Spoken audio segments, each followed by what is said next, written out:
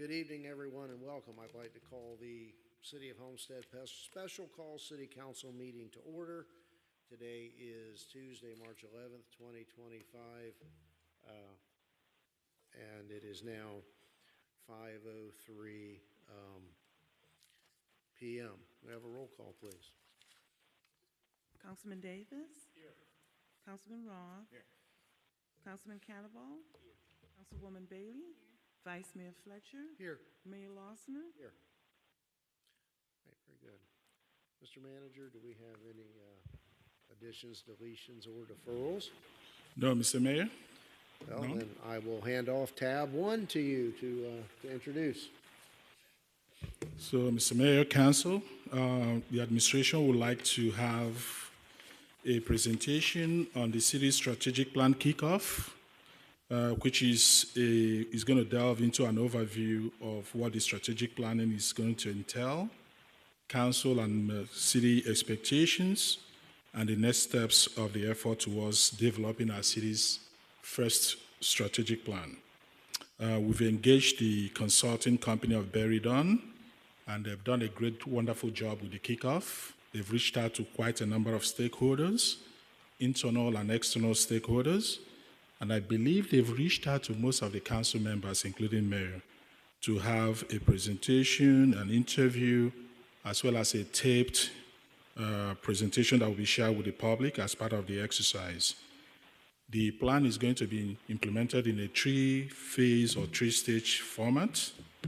And the initiatives is going to be project goals, alignment, and data review, engaging with stakeholders, majority of who will be outside City of Homestead stakeholders, Miami-Dade College, the Baptist Hospital, and some other employers of labor of interest, as well as having interviews and workshops in developing a comprehensive strategic plan.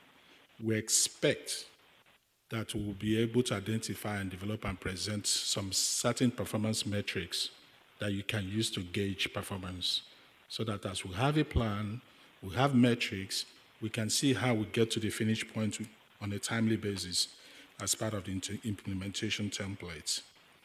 We expect the whole strategic planning exercise to last for about 6 months. So with that, I'm going to hand over to my deputy, Ms. Kima Brown, to invite Berry Dunn representative to lead us with the presentation. Thank you. Thank you, Mr. Manager. Good afternoon, Mayor, Council. As the manager mentioned, we do have a brief presentation that I will co-present with the Berry Dunn consultant. I'll have her introduce herself in a moment. I think you have more than likely all spoken to her if you've done your individual interviews or participated in one of the group interviews, Ms. Charlene. I'll leave it to her to share a little bit about herself, but the presentation is going to cover a few things. We'll give an indication of the strategic plan and overview from a 30,000-foot view. We will hone in on the council expectations for the plan, our community engagement efforts that officially kicked off on February the 21st. And then we'll talk about next steps. Once the plan is indeed developed, we will look to bring it to council for a series of review, feedback, tweaks, and then ultimately the goal would be adoption. So we'll walk through what that process will look like, and then of course we welcome any questions, feedback, and general insights that you have experienced thus far. So with that, I'd like to introduce Charlene, who will take us through the remaining portion of the presentation. Thank you, Tamar. Good evening, everyone. Thanks for having me here for this brief kickoff presentation. Really glad to be here.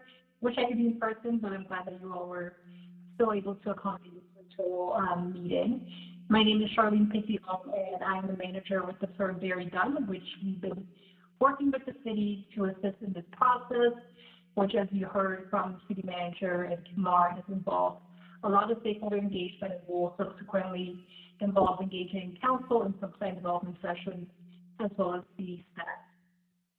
My background is in public administration. I've done numerous strategic planning projects, down in Florida as well, most recently in city of Janesville in Wisconsin. So again, glad to be here. I'm going to go ahead and share my presentation so we can go ahead and get started.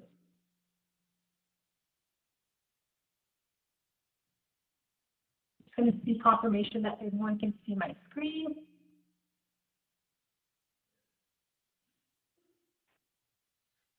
We get to proceed. We're good. Thank you. So as part of our agenda today, we're really looking to spend just a few 20 minutes just to talk through the strategic planning process. So we'll get some introductions. We'll introduce you to the team as far as who's been involved behind the scenes on this initiative. Then we'll talk through the strategic plan as an overview. Then I want to hear a little bit from you all as well as far as what your expectations are for the strategic planning process. I think it's really helpful to just know this early on as we continue to plan for this project that we have that engagement ongoing. Then we'll give you an overview of the project and end with next steps and a high-level discussion.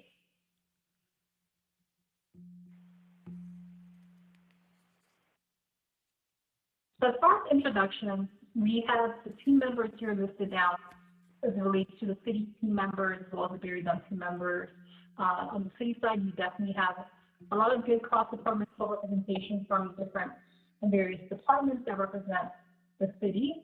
So we have the city manager being our project sponsor, assistant city manager is our project manager, and then Ashley Francois is our project coordinator, which I've been working hand in hand with just in the day-to-day task of the project.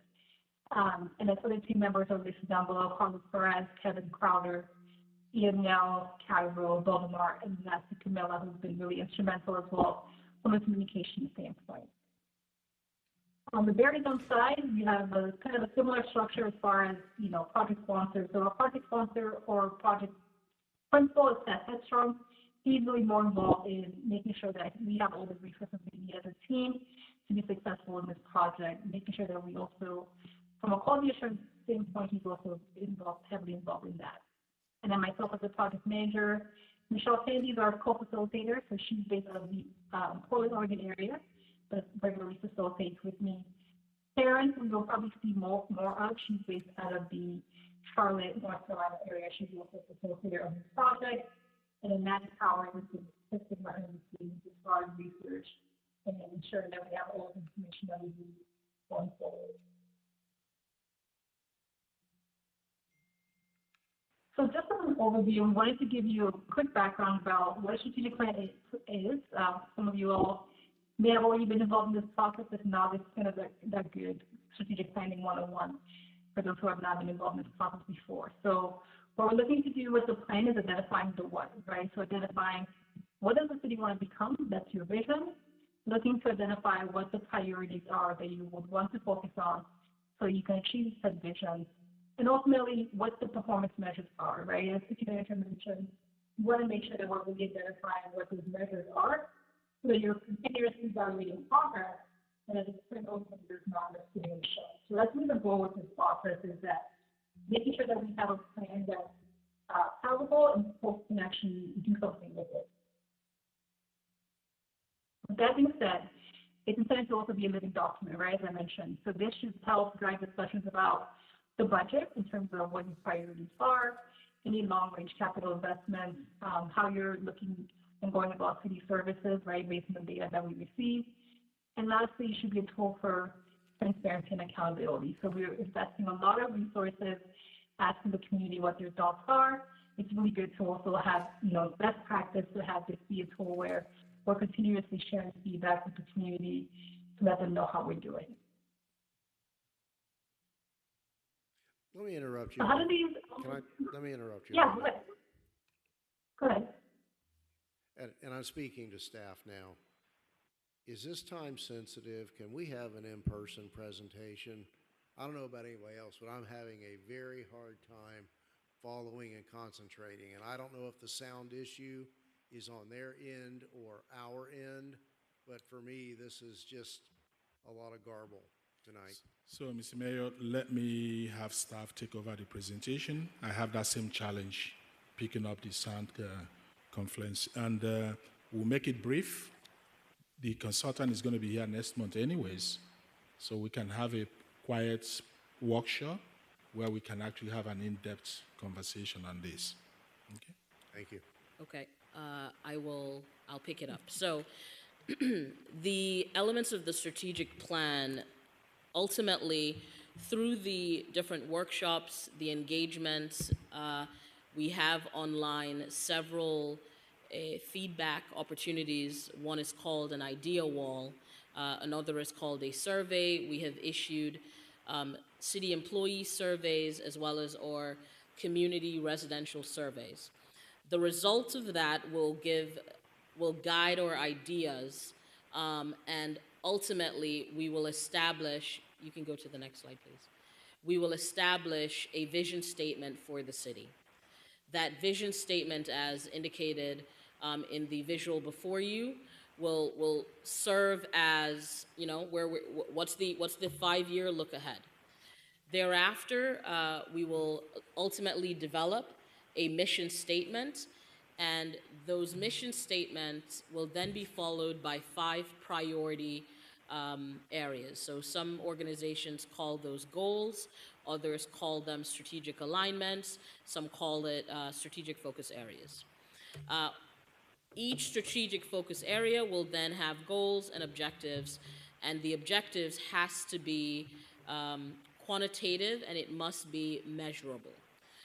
When we implement, ultimately each department within the organization will need to, or the goal, right, if we do this well, is that each department, as a part of the budgetary process, will identify and tie their work to an objective and ultimately a goal. And ideally, if PD is to my left, so I'll go with PD. If the Homestead Police Department's goal is to reduce theft by 33% in a given year, they would need to align that specific objective to the appropriate strategic priority. So, and then ultimately it's carried out with the mission and the vision. So that is the building blocks, if you will, on how we establish the different elements of the strategic plan. We wanted to give an opportunity, well, let me go, for maybe to talk a little bit about council's expectation. So since we have launched in February, I think everyone has started to, whether it's answering questions, participating in the individual interviews, assisting with the community outreach component for us to get involvement, whether it's the nonprofit space, the higher education space, the medical industries that supports the work of the city. Actively, the expectation of council would be to help us, in short, to be evangelists of sorts, right, about the strategic plan and the importance of getting involved. And then once the plan has been ultimately accepted, it's to keep us accountable to us making sure that we're following along with that plan. And when I say us, it's the collective us, right? And then to ask the probing questions. One of the things that we have talked about individually or as a group, anecdotally, is really what is important for each individual council member, but also how do we gain consensus as a body that the administration can ultimately execute upon, right? So that is really what we're looking for from council, to develop a consensus of where are we looking for the city to go in the next 5 years. I'm looking forward to while it's long, but I'm looking forward to the May strategic planning workshop, where it's an opportunity for consensus building ultimately by council, where you guys will talk about the big, the small, and the medium priorities, and really help to shape how we ultimately build those different elements of the strategic plan. I mentioned before that we are actively in the plan. We anticipate having a documented deliverable by July that will be presented to council. In February 21st, we kicked off externally the outreach. I'm sure, or at least if we did it well, we saw the launch video externally was represented by the mayor. The city staff was represented by the city manager, and this week we have slated slots for communication outreach with each council member where we're targeting specific areas, right? So be it parks, infrastructure, new business. We are looking to really push the involvement of our external community. We are in phase 2, where ultimately it is about stakeholder engagement, and then for us to look at what we are getting in the way of feedback. I want to highlight now, or as a reminder, there is a dedicated website. It's homesteadfl.gov/plan that at any point anyone can visit and see the progress on the social pinpoint, which is essentially a consolidated location for all the ideas that we are receiving from the community. The interviews, there are different layers of interviews. There are individuals, there are groups, and then we will have community workshops and forums. And then we'll take that information, synthesize it, and ultimately identify what are those strategic points that we need to move forward with. I kind of want to pause before we talk timeline. Are there any questions, thoughts, feedback, or keep going? All right, I'll keep going. So we talked on April 9th. At this point, everyone should have already have these dates calendared. On April 9th will be our first community forum. We are actually going to have 3 community forums, 2 in person, and to be fair, at my request, I added one for those that may not be able to be in person but still want to participate. We've added a virtual bring your own lunch, right? So we're going to do it around maybe 12 to 2 and have people log in on Teams and participate in a virtual community workshop in the event that they cannot participate in the in-person community forums. We mentioned before that we have started the individual and group interviews, and the end of April 21st, those interviews should be concluded. The April 30th will be the conclusion of the employee survey process.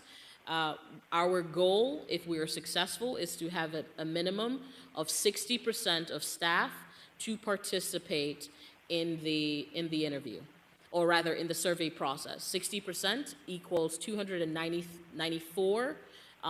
That's full-time and part-time folks or city employees that will participate to dictate, if we had good participation. And then we will move into the strategic planning sessions, which is May 9th. And then ultimately, Barry Dunn, the consultants, will develop the strategic plan, and we will have an opportunity to massage and tweak, but we will have the plan for initial review on June 23rd, 2025. We wanted to give a little bit of insight as to the traction that we are receiving thus far. So you'll notice that we've had about 339 views. I think on Monday when we reviewed this, we had an increase of about 585 views, which means people were interested. They went to homesteadfl.gov/plan and they looked around, right? We have about 88 contributors, which means that they have either submitted on the idea wall, so that means they have posted an idea, or they have completed a survey, or they have completed the forum discussion. So we have about 88 hits and 57 contributors. What this does not capture, or rather two things, what you'll notice is I mentioned that we launched with the mayor's video on February 21st. You'll see that that's where the highest spike happens. So what I'm fully confident about is that once we start dropping the other videos that the other members of council is working on this week, we're definitely going to see an increase in involvement online, right? Because the video, the static images are one thing, but we really find traction when there is a conversation happening.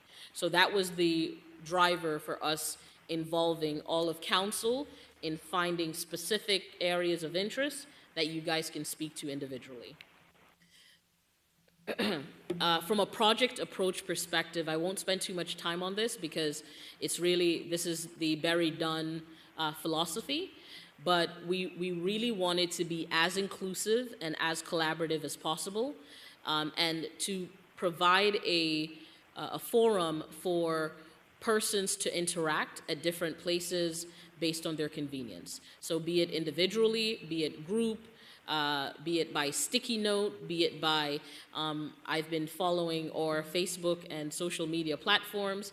There's a lot of feedback there, but ultimately this is an opportunity for us to be open and vulnerable and hear what we're doing well and where we can improve.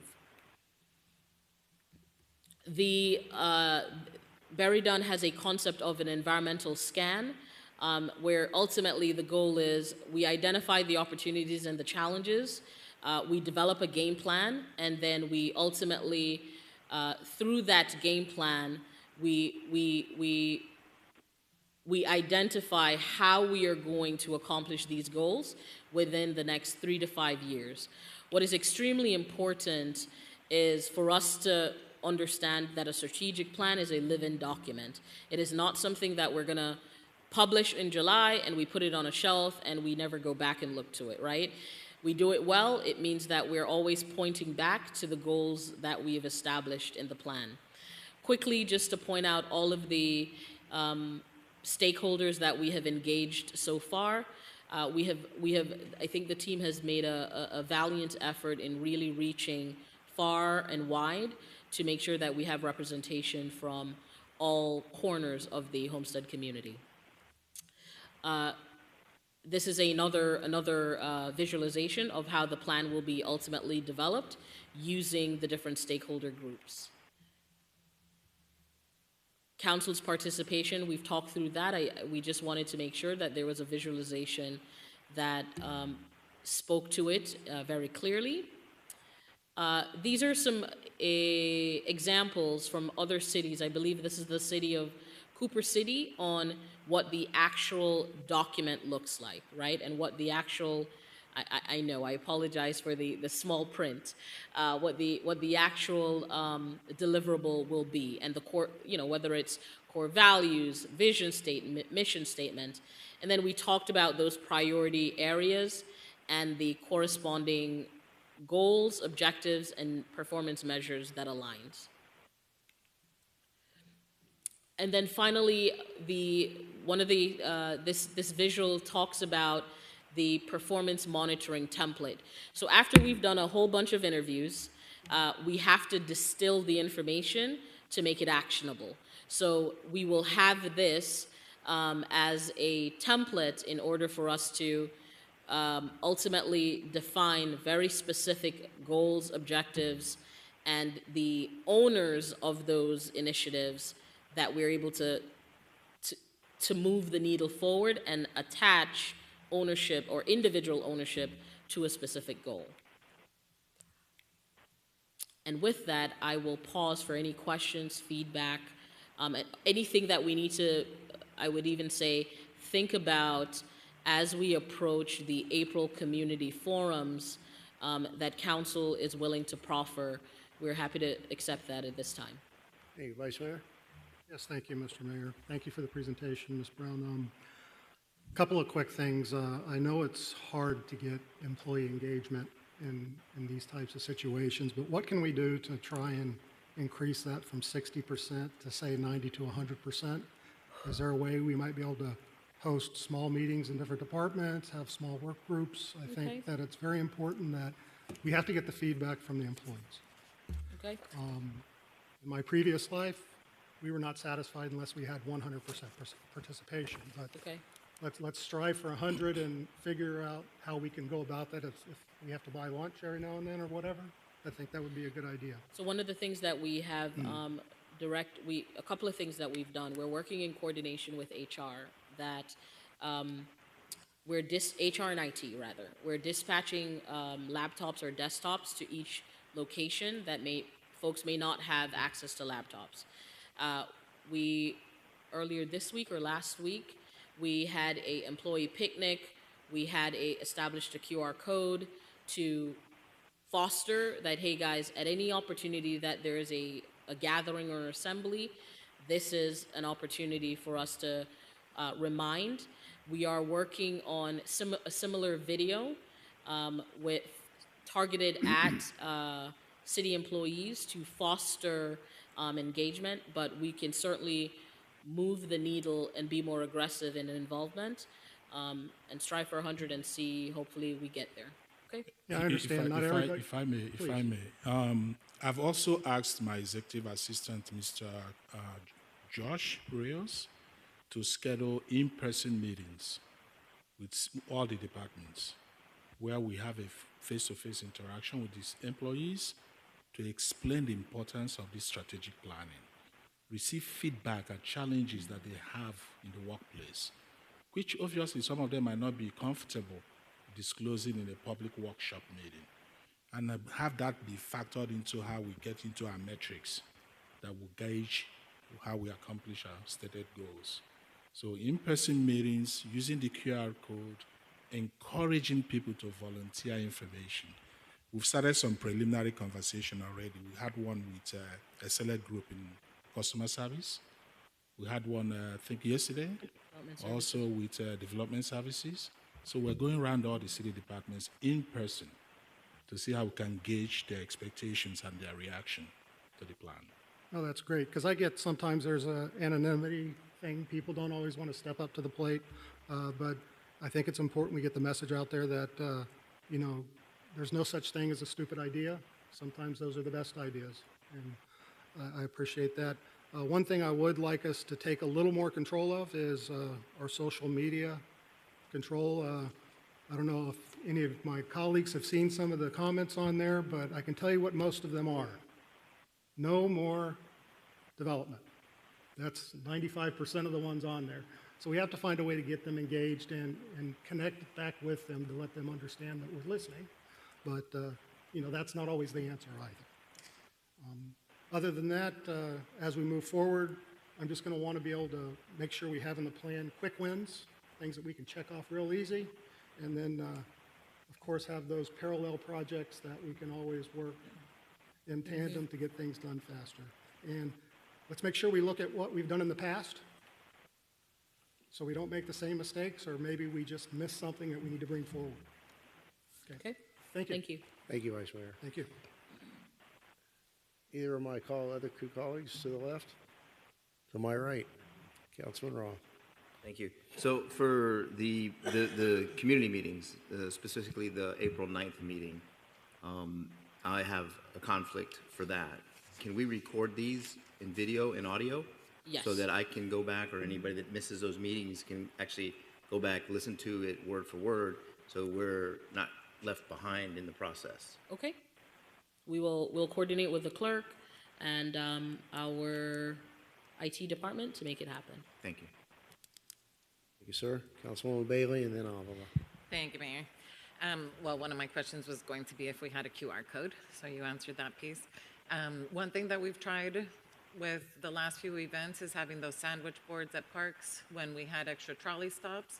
So maybe we can consider doing a big poster on some type of, not that it looks cheap, but something nice that we can put at parks. We can put them at the community centers, any other government center that you think people frequent, and have the QR code on there and encourage people to fill it out. This week, we also had our internal project meeting, and we're going to look at including, as a part of the bill, there's a little note area, the utility bill, that we can add a small message directing folks. We also discussed including flyers, QR codes on our trolleys. So yes, those are considerations that the team raised as recent as Monday. So, if I may, last week we kicked off attendance in most HOA meetings with the flyers that have QR codes.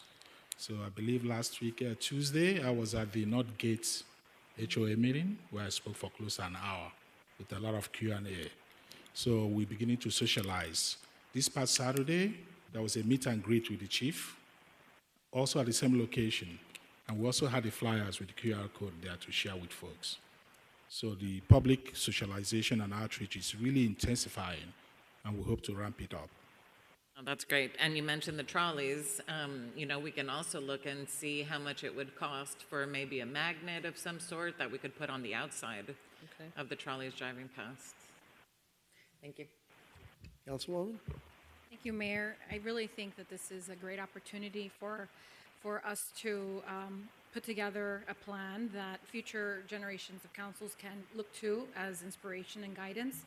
I think any great organization has a strategic plan. I'm familiar with working with a plan like similar to this structure, just even with our civic organizations. For Kiwanis, they call it the strategic I plan, where you focus on your image, your investment in the community, inspiring your membership, as well as impacting the community. So I really am excited to see similarities in what I've been used to working with already. With regards to the dates, do we have a location on where the in-person forums are going to take place? So all of the community forums will be here at City Hall. At City Hall, and Yep. do we have like a time block? I know maybe the specific time isn't being announced yet, but do you have like a window of time? Do I have my flyer? Thank you. So it's 6 p.m. on the 9th and 6:30 on the 10th.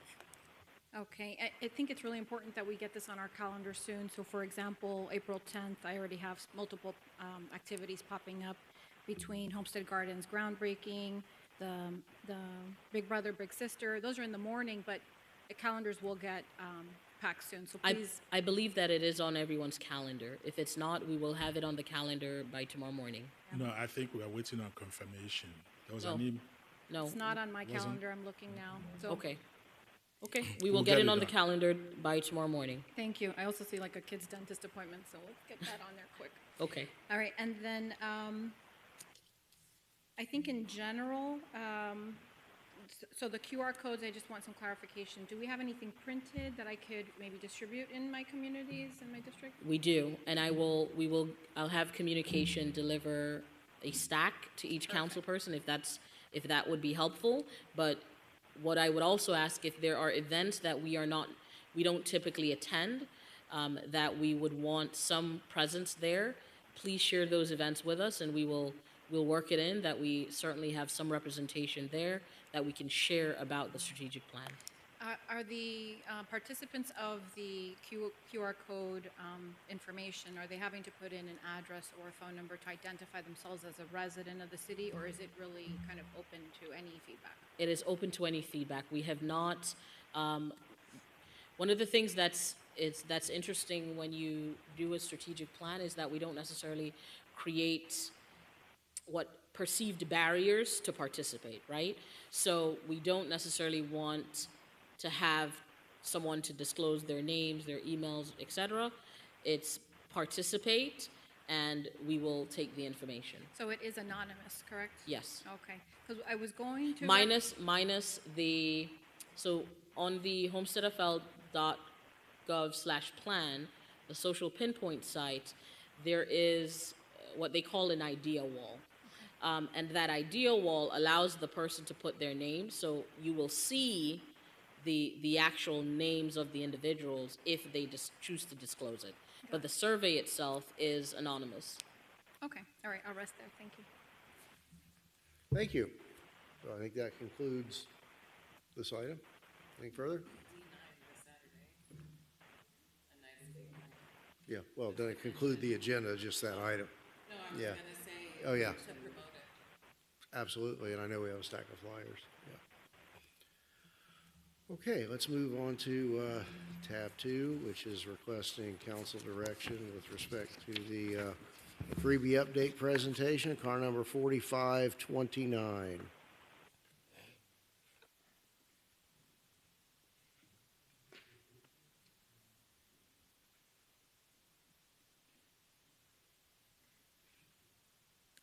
So, Mr. Mayor, for those who don't know who is standing before you, that's Mr. Cairo Kangas, who is the Public Works Director.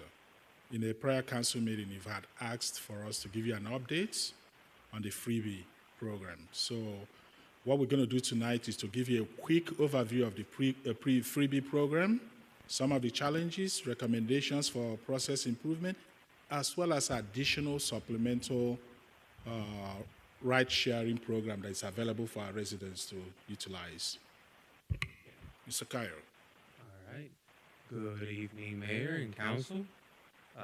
As Mr. Manager mentioned, the purpose of this presentation is, first of all, to provide a program update as requested by Council, and secondly, to hopefully obtain approval of our revised service area map for the freebie operation.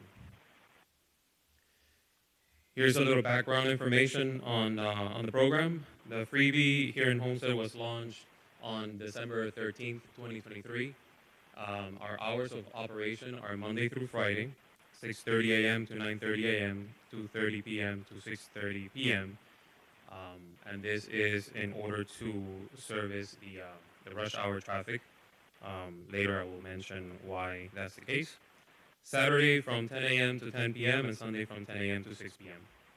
Riders can travel to or from the inner or outer zone.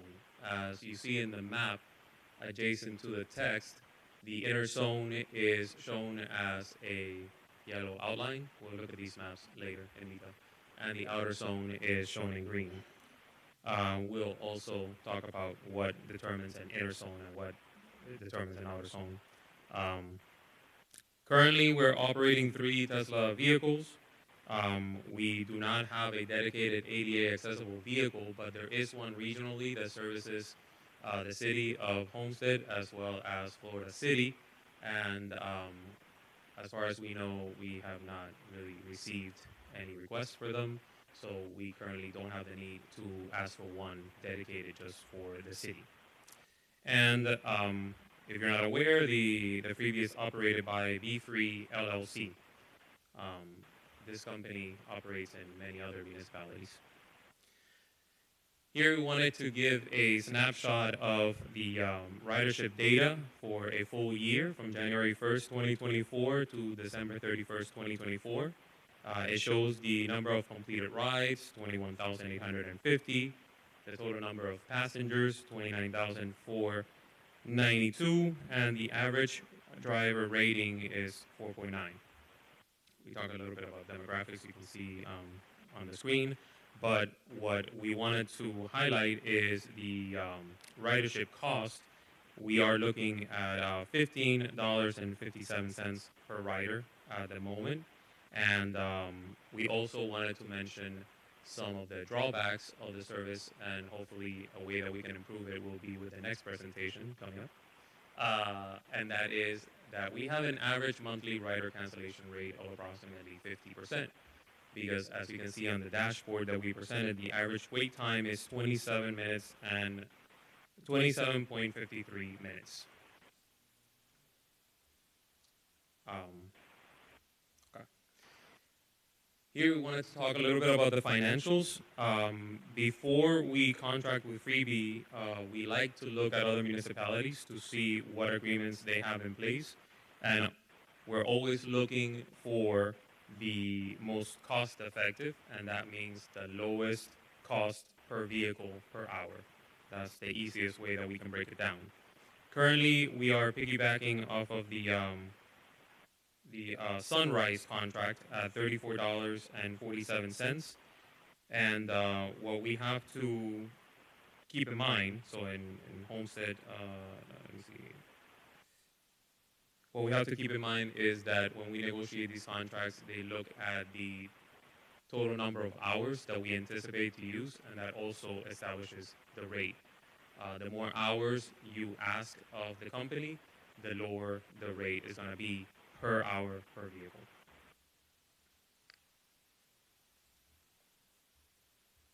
We also wanted to mention the grants. Recently, Council approved the acceptance of an FDOT grant for $120,989. This grant is going to be, we just, as of yesterday, fully executed the grant, so we can start asking for reimbursements. And the way that the reimbursement, we are showing here an example. If we had executed it, let's say March 1st of this year, it would have a fiscal impact of approximately, well, not approximately, $99,211. And then for the next fiscal year will be the remainder. The way that the grant works is very simple. We have to ask for half of what we spend on a monthly basis. We spend $28,346.06 monthly. Therefore, we would be invoicing the DOT on a monthly basis the $14,173.03 that you see on your screen. So we have a few initiatives to improve transit in the city. The first one is the Public Works Department is going to continue to review agreements between Freebie and other cities periodically to ensure that Homestead is paying the best rate for the city's needs. As I mentioned previously, we not only look at the agreements, but we also coordinate with the vendor who has to allow us to piggyback. Otherwise, we would have to go out for a bid. And typically, we get better rates if we piggyback off of an agreement that they already have that's maybe a year old, because those rates are a little bit lower, and they tend to honor those.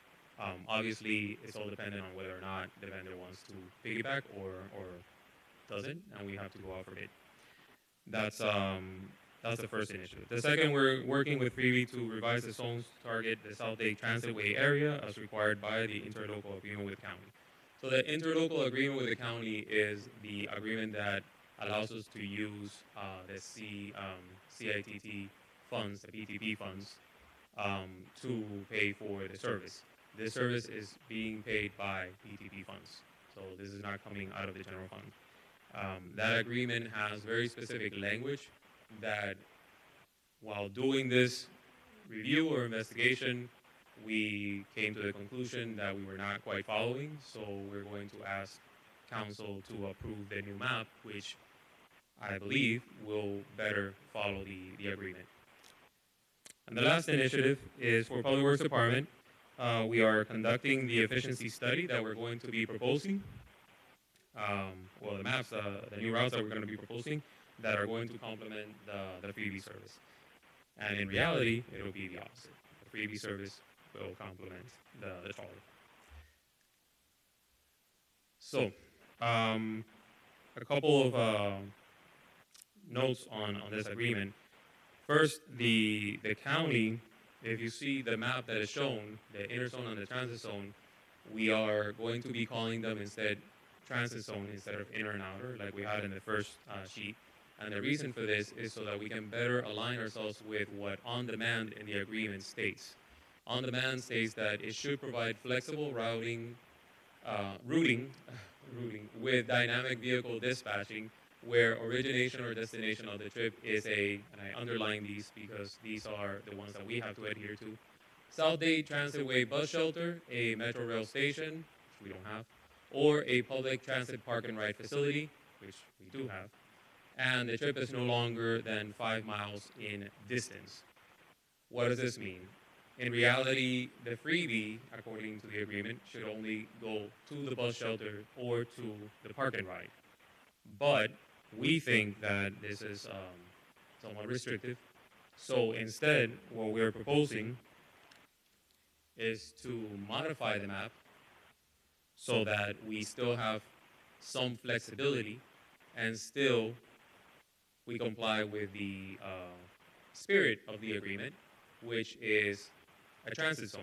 Transit zone implies a quarter-mile distance from any transit hub.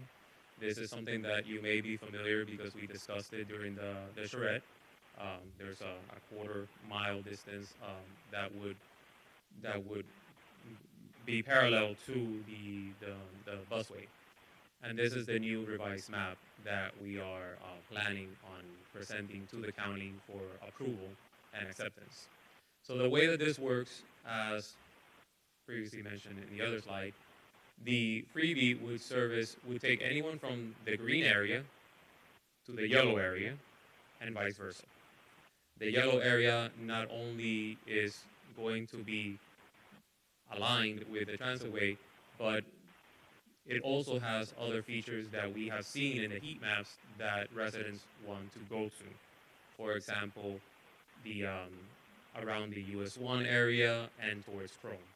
We wanted to make sure that we allowed that usage. We're still keeping with the quarter-mile distance, and we believe that this map will be accepted and it shouldn't have any issues.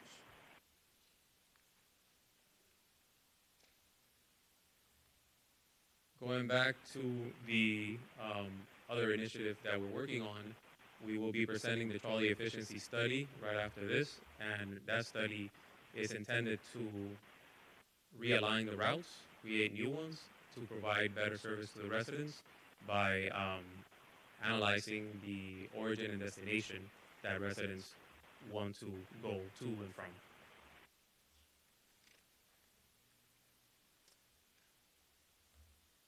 We put this slide in there just so that you had an idea of what the trolley cost was and our ridership, and you could compare it to the freebie. As you can see, the total cost per rider is $15.80, and that's currently with the, let's say, suboptimal ridership numbers that we currently have. Once the routes are optimized, we anticipate that the cost per rider should decrease. Lastly, we wanted to mention supplemental mobility options that are available to the residents. If you're not familiar, there's the County Special Transportation Services, and that is a shared ride public transportation service that Miami-Dade County offers that is ADA accessible. So in order to be used, the resident, whoever wants to ride it, has to go to the county's website, dedicated website, where they apply for it, and they have to have either disability, temporary, or permanent, in order to be accepted. The fee is $3.50 one-way trip, pretty much anywhere, so it doesn't have to stay within the city limits. It can go as far as the county line, and it's only $3.50. This is a service that they have to call and schedule in advance, so it's not exactly like freebie, but it is very useful for people that need it. And here are the eligibility requirements. So these are residents whose physical or mental disabilities prevent them from using accessible public transportation independently. Miami-Dade County residents with temporary disabilities are eligible, and people with disabilities from out of town that are presumed eligible under ADA jurisdiction. The way that a resident can apply is by going to this website, which I'm pretty sure is not easy to copy, but if they simply perform an online search for Miami-Dade STS, they will easily land on the website, and it will give them more information, including how to appeal if they get a rejection letter for the service. So in conclusion, if you have any questions. Sure, quick question. Do we have any, in terms of the freebie, do we have any statistics on the ranking or the frequency of destination? Publix, hospital, Leon Medical, do we have that? That we don't have, but we do have heat maps that show where a lot of activity happens, whether pickup or drop off.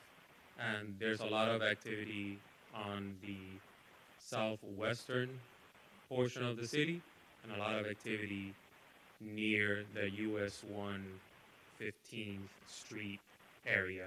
So the Publix, that sort of area. But do we not have the ability to get any more specific? Because I think that would be a valuable piece of information in reconfiguring our trolley routes. Yes, we can ask Be Free. I'm fairly sure when we did, they said no, but we can ask again. We did use the heat maps. We'll talk about it in I the did see trolley that. for that. Yeah, Okay, so thank we you. can ask. We will. Councilwoman Alvarado? Thank you, Mayor. I did want to know which businesses we would be cutting out of the new boundary lines. There's like two big chunks, and then also I noticed there was an overlay in the new boundary that seems to fall outside the city limits. Did we get those details from Development Let Services? me go back? back and show it on the screen. On this one? Right. So there's like this little square at the top right of that yellow. On the north side. Believe it or not, that on the- belongs to the city. It's a 10 parcel. Yeah. Because Yes, on it the is. original map, it's not green. That's why I I was know. asking. Yeah. Okay. But believe it or not, there was a lot of discussions until we looked at the parcel, and there isn't a street there, but it's a pretty big area, and half of it is a number 10 parcel, the other half is a 30, so that lands outside. Okay. And then do we know the little chunk on the bottom right, which The one that in the proposed, in the proposal, it's Right. removed? So like all the way at the bottom, the right-hand piece, I guess, to the west of US 1, what was carved out there? so what we tried to carve out was residential to give people the ability to go from there to the yellow. So that was residential, and south of Harrisfield, there's another chunk that was carved out. Correct. So if you go to Google and look to see what we did there, we kept it only to the busway alignment because everything on the outside is mostly residential. And we didn't want to exclude them from, let's say, being able to take the freebie and go to the Homestead station per se, or vice versa. So they are able, if they're in the green, it's residential, they're able to go to the yellow. The yellow is mainly commercial, if not almost all commercial, except for obviously between Flagler and US 1, which is, kind of a large area. Some of it is commercial, some is not. That's one area that we felt we wouldn't be able to eliminate from the transit zone, Okay, being thank you. so close to the busway. Yeah, I like that we're going further north with our accessibility with the program. I just wanted to know out of curiosity which businesses we might be carving out so we can know ahead of time. And So, then, so, go. so if I may, we're not really carving out any area. Remember, you can originate in either the green area or the yellow area, and you can also terminate the ride in a green area or a yellow area. So everybody will be served. It's either you start in the green area, you finish up in the yellow, or you start in the yellow and you finish up in the green. Okay, so that's also good to clarify because in previous conversations about freebie, it had to originate and end up in the transit area. So that's not the case anymore. That's what I'm understanding. So, as you can see, the language in the ILA states that it should provide flexible routing. Where Routing. origination or destination. With Perfect. dynamic vehicle dispatching, where origination or destination of the trip is a South Day Transitway. Perfect. Okay, then that takes care of that concern. I appreciate it. I did want to also bring up the question about the hours. I know that we're piggybacking on another contract, but I don't see how Friday cutting it off at 6:30 does much for our downtown establishments. The only time slot we have that goes into the dinner time would be Saturday, and also lunchtime is cut out Monday through Friday, according to our current schedule. So anybody who wants to go eat lunch in downtown can't use freebie. So was that looked into? It was not looked into in order to expand it, because what we're trying to do is try and get more residents to begin using the trolley.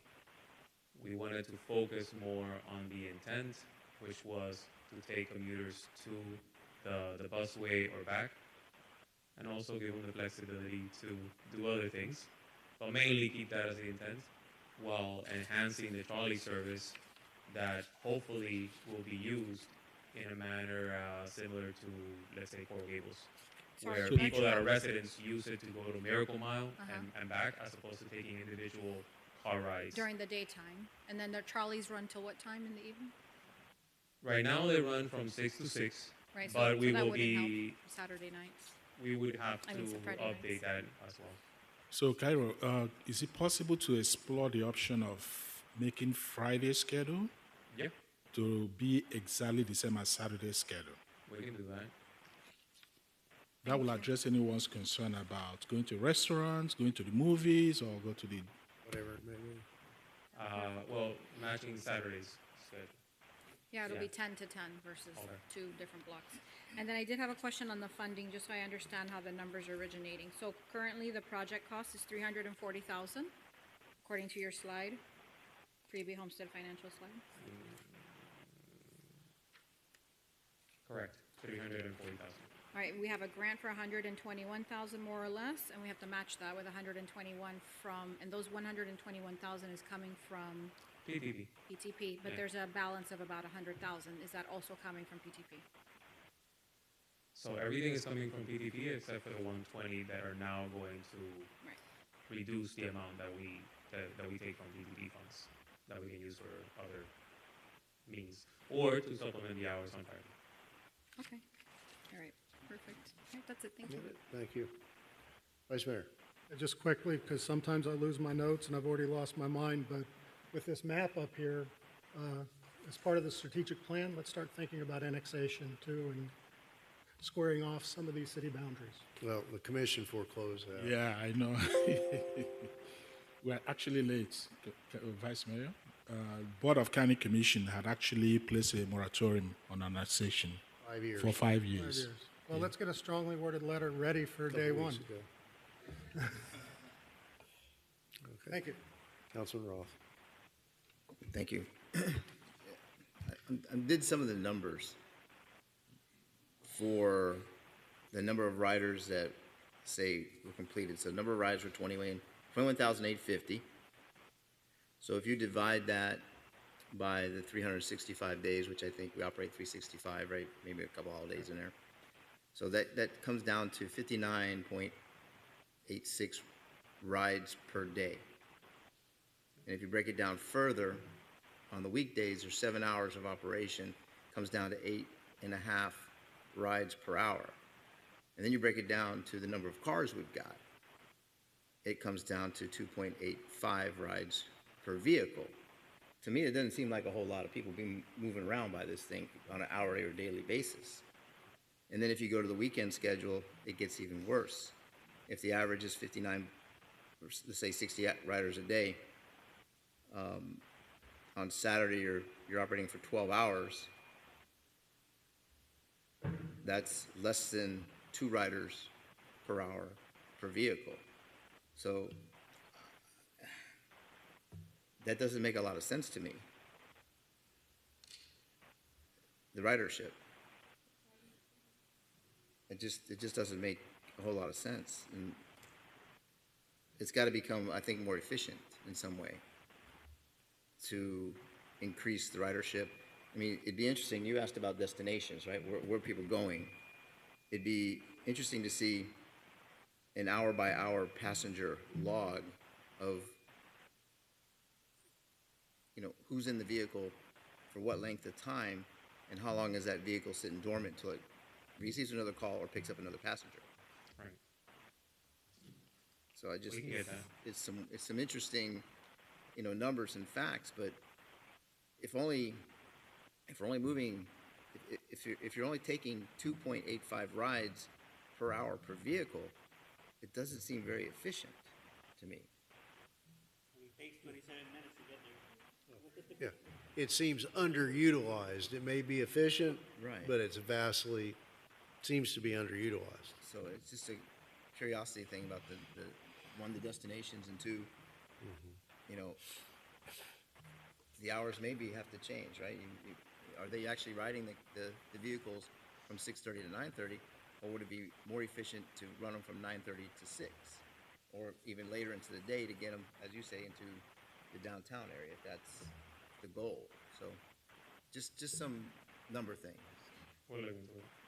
That's all. Thanks, Can Mayor. Okay, I thank have you, a sir. follow-up? I'm sorry. Do you mind? Another point of observation, the few times I did try to use Freebie, they were out of the time slots, so that's hence my experience with the times that I'm referencing. But also, there were not a lot, and I know that they've added some, but there were not a lot of references to the businesses that are available within our downtown, and that was part of the initial presentation when Phoebe was activated in the city, was that it would, the platform, the app on the phone would showcase the different businesses to attract the ridership to visit the downtown and to frequent those restaurants and whatnot. So I think that needs to be looked into to try to attract and motivate riders to utilize the freebie. And if, according to their mission here, the on-demand, it should provide flexible routing with dynamic vehicle dispatching. It doesn't really feel dynamic looking at these numbers, as Councilman Roth, mentioned. So what would need to happen to add more vehicles? If this is an issue about vehicle availability, and that's why it's taking 30 minutes to pick up a patron, adding more vehicles might help that? How much more, I mean, would we have to come out of pocket to add more vehicles, or do we just use it from PTP funds? So it would, keep in mind that all the funds that we extract from PTP are less that we would have available for other projects. We currently meet, because of the transit service use, we currently meet the minimum 20% threshold and far exceed what we would need to justify the PTP funds. You need to have 20% of the total be spent on transit. So we're good on that end. But the rest is money that we are able to use for projects. So that is a decision that council would have to make. Every 100,000 that we use for freebie is money that we'll not have for projects. In addition, That's a good point. I don't mean to cut you off, but as I'm hearing you speak, it does kind of reinforce that the point of this program is to create a supplemental option to our trolley system. But our residents are not going to utilize the trolley the way that we would want them to in the current, the way that they look and the way that they feel. So I know that I've had conversations with staff about revamping of the branding and the imagery and the cleanliness, though just the way it looks, to kind of reactivate the trolleys. I think in addition to doing the routes, and the different mapping, that we look into that. And I wouldn't be against a very vibrant color for a trolley. Orange and green looks like a garbage truck. Okay? So, County color, sorry. Councilwoman, I think the presentation on trolley has a number of recommendations that needs to be done on a yearly basis, which is inclusive of branding and refurbishments of the trolleys. So that presentation is coming shortly. However, segueing back to the freebie, we're going to look into the operating hours. Yep. Because the cost of providing that service is a sum total of the hourlies that they spend. Whether they're picking up anybody or not, we're paying for that. So perhaps a public outreach to better educate people that this service is available for people to use, instead of them going to park somewhere and bill us for the hours they're in operation, which is just one of the pinch points now. Yes, Councilwoman. Thank you, Mayor. Just a couple things. I think that the app itself is not friendly. For some reason, so one of my son's best friends uses it at least 5 times a week. So I usually wait with him while he sees when the ride is available. And it'll say anything from an hour out, and then all of a sudden it'll turn to 2 minutes away. So I think the app itself, they could do better with. So I wonder, this 50% cancellation rate, how much of that piece is responsible for that? And I would also be curious to know, what is the cancellation rate of the drivers themselves? Because that also happens often. The ride will look like it's getting close. I'm just Friday, 2 drivers came. We saw the car coming towards him, and it just turned around and left. It was really weird. But anyway, I would be curious to see what their cancellation rate is. And then the last piece, while we're looking at where the main areas are for pickup and drop-off, is to also see what the difference is between the weekend and weekdays. You know, can we increase to lunch, like you suggested, on weekdays, and carve out a piece during the day on weekends, even to extend the hours? And then the last piece that I wasn't clear on is with these suggested changes. You can only go from green to yellow and yellow to green. You can't go from green to green. Correct. So I don't agree with that at all, because you have people from let's say the east side going to the hospital. They would no longer be able to do that. They have not. Oh, the been okay, able- the trolley. They would have to use the trolley, correct? Okay. Which has been rerouted so that people from the east are able to go as far east as the hospital. Okay, As so people in the west. No. You mean per I the think because agreement the is from distance- yellow to green or from green to yellow? Right, but you can also do yellow to yellow. I can start in downtown and stay in downtown. I can use Phoebe to go from Seminole Theater to I thought it City had to Hall be a Bistro. 5-mile. within 5 miles. It doesn't have Within to be. 5 miles. Is it the requirement says or? It doesn't say and. It says origination or Now that's completely destination. different from the original freebie plan. This is quite. So look at that too and see what are on opposite sides and how would that affect us. Right. That's So all I one have. of the reasons why we want to modify the current map is for the purposes of auditing, which happens frequently from CITT, and we want to be in compliance because we don't want to have to. Thank you all. Well, let's move on to the trolley route Well, but presentation. we need council to vote on the map because we need to send it to the county for review. So you need the approval of this map. Correct. Yeah, and I guess internally, subject to the comments, questions, suggestions by council members that we've asked you to look into Correct. really don't have bearing on the submission of the map to remain in compliance. From what I wrote down, no. Okay, so we need a motion to adopt the map, the revised map. Moved by the Vice Mayor. Second by Councilman Davis. All right, is any discussion? Just one more, sorry, quick question. When would this take effect? So after this, we have to send it to the county's planner, and he will review it. We do not know the time frame, but it could be anywhere from 1 to 2 months. Once that happens, then we workshop it, and after we workshop it, we vote on the final map and send it back to them for final approval. Okay, thank you. Question, final question. You talked in terms of a quarter mile on either side of the transit way delineates the yellow zone. Correct. The RTZ is a mile on either side, correct? Why, It's, well, a mile total. okay. So why can't we use that as the baseline? Because the county has said the transit zone is a mile. That would add a quarter mile of ability in the yellow zone. So just keep in mind that the bigger we make the yellow zone, the less likely it is for people who are residents to go into the yellow zone. And what we're trying to do is the opposite, keep houses outside the yellow zone so they could go into the yellow zone and vice versa. Okay, all right. So is there any public comment? Is there anyone online? We'll close the public hearing and have a roll call vote on approval of the map, the revised map is presented. Councilman Cannavale? Yes. Councilman Davis? Yes. Councilman Roth? Yes. Councilwoman Bailey?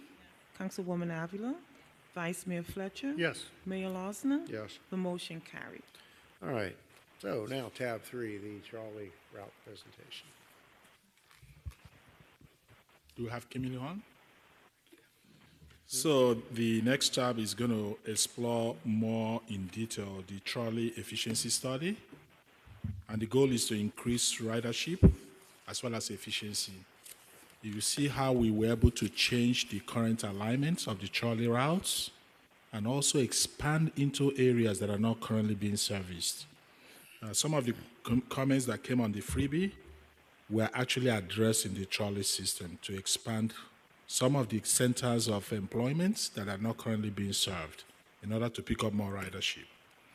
In addition to creating new alignments, I believe in going into Waterstone, which is currently not being served, but we are going to start serving that area. All right, thank you, Mr. Manager. First, I would like to have the staff from Kimley Horn introduce themselves. Good evening, Mayor, Council. My name is John Lafferty with Kimley Horn Consultants City. Welcome. Thank you for coming down. And he is our project manager on this efficiency study. So as the city manager presented, the purpose of this presentation is to present to council the trolley efficiency study. The goal is to make our local transit system more efficient and increase ridership. We also want to obtain council approval of the proposed routes to send to the county as well, the county planner for preliminary approval, after which point it also gets workshopped and then sent back again for final approval by the county. Well, we'll talk about this. The project timeline overall, we would like to begin implementing the new routes by the fall of 2025. And also keep in mind that by selecting the routes and the stops, we will be closer to also finishing the shelter project that we currently have with the FDA that we presented a couple months back to council. With that, I will leave it to Mr. Lafferty. Thank you. Just have a brief presentation that we'll walk you through before we get into looking at some of the proposed changes. Okay, is that better? So just quickly, wanted to go over some goals of which you've heard of just a minute ago. Talk a little bit about your existing operating environment to understand not only the community but also the existing trolley system, how it's operating today, and go into our service assessment and then the proposed improvements to the system as a whole. So again, these are the goals that we identified as part of this study, primarily looking at increasing and improving connectivity, providing a service area that has more of that east-west flow, really having a destination-based system as well as picking up those originators, whether it's residential areas or other areas that are populated and visited by our residents. So we want a system that's connected. We want to improve our service coverage, which you'll see, I think we've greatly expanded that. A well-used trolley system. Your ridership has been increasing over the last several years. We want to continue that trend and feel that with these recommendations we can accomplish that. And what was mentioned earlier in terms of system branding. A system that's branded, well-recognized, and one that the community wants to ride and use. First, looking at the operating environment, just looking at some existing socioeconomic characteristics, population or employment density. Again, where do the people live? Where do they work in the community? This starts to identify activity where there's potential mobility, demand, and needs.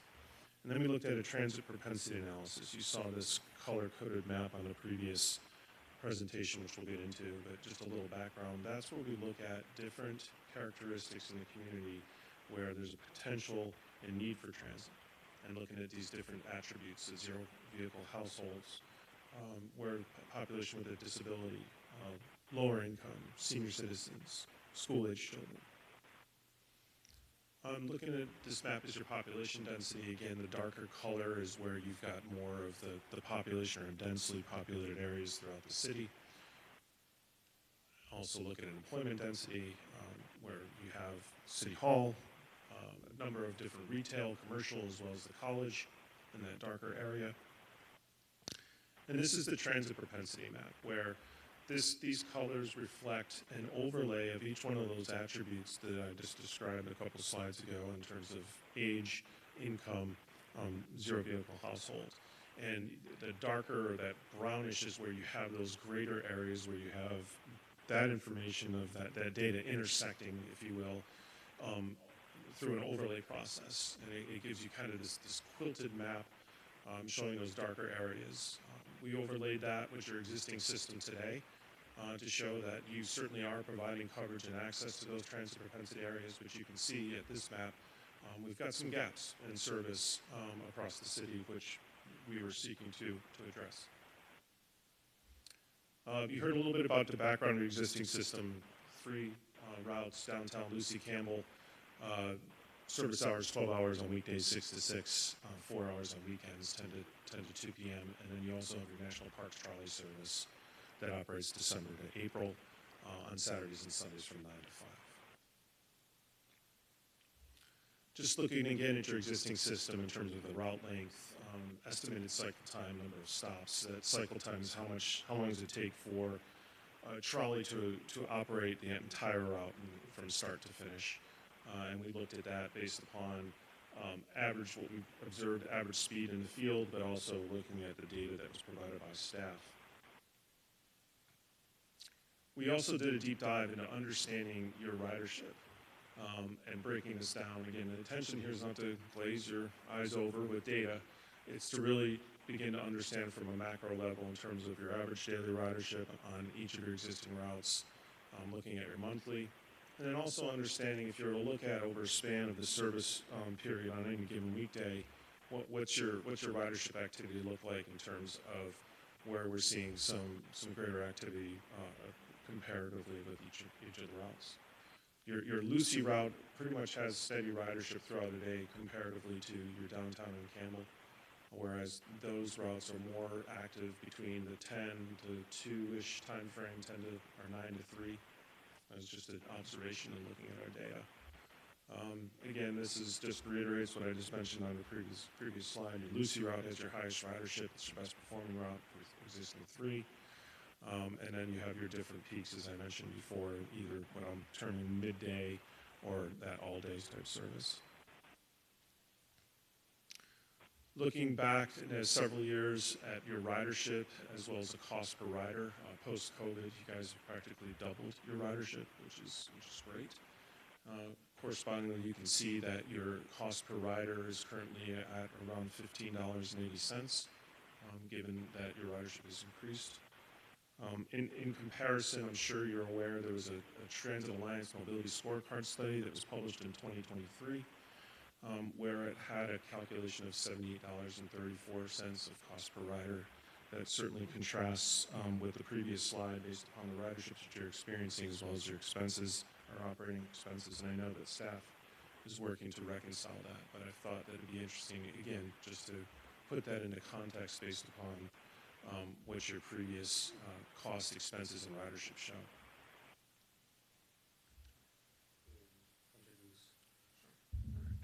So I would like to introduce the proposed route consideration. The city staff worked very closely with Kimberly Horn to come up with these proposed routes. As you may know, we have a lot of locals that work for the city, and that was a great benefit because not only did they know the places that people wanted to go, but where they originated from, as well as other information that was very useful. So the first consideration and the most important is origination destination. So where do we want to pick up riders and where do the riders want to go? The other consideration was destination convergence, and you will see when we overlap them that happened at Washington, along Washington Avenue, which not only is a very popular destination to go to, but it aligns with Miami-Dade bus route number 35 that is heavily used, as we have, at least I witnessed. It allows people to easily go to the post office, City Hall, and also to Chrome Avenue while avoiding Chrome traffic. We also wanted to reduce the need for transfers. If you are in the west side and you wanted to go somewhere in the east side along Campbell, which is where the destinations are, that would be easily available. And vice versa, if you're on the east side and wanted to go towards the west side and City Hall area, that would also be able to happen. We wanted to get east-west connectivity more balanced as opposed to what we currently have, specifically with the downtown route, which is very isolated. And lastly, we wanted to avoid traffic. So we tried as much as possible to avoid routes that we know have a lot of traffic during the day so that we can reduce the route length. And just to give you an idea of the locations the destinations that we took into consideration, they include the schools. So we have Homestead Middle School, West Homestead K-8 Center, Laura C.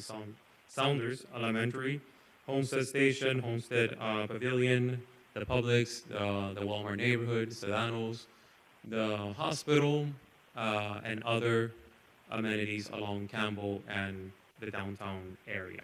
With that, I'll pass it back to John. Thank you. And again, as you can see here, the yellow route represents your existing service today with that dashed line, the proposed new service. This next slide starts to identify station stop locations. They are color coded according to existing stops that were maintained on the previous route, as well as that pinkish color is your new stop, and then we identified in green where you have those areas where there's a co-location that's actually literally co-located with a Miami-Dade Transit bus stop, or it's immediately adjacent. I want to speak shortly on the bus stops. So the bus stops are preliminary, and these are locations that will be workshopped. The primary destinations that we took into account are included. There are also some secondary locations. For example, if you look on the west side, 789.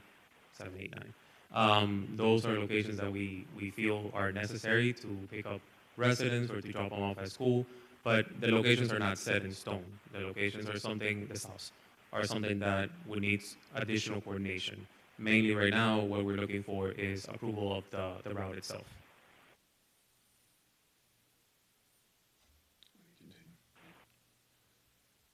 The second route was your existing Lucy route, and if you notice, we've gone through a little bit of a naming convention change, where the previous one was downtown, it's now being proposed as Western.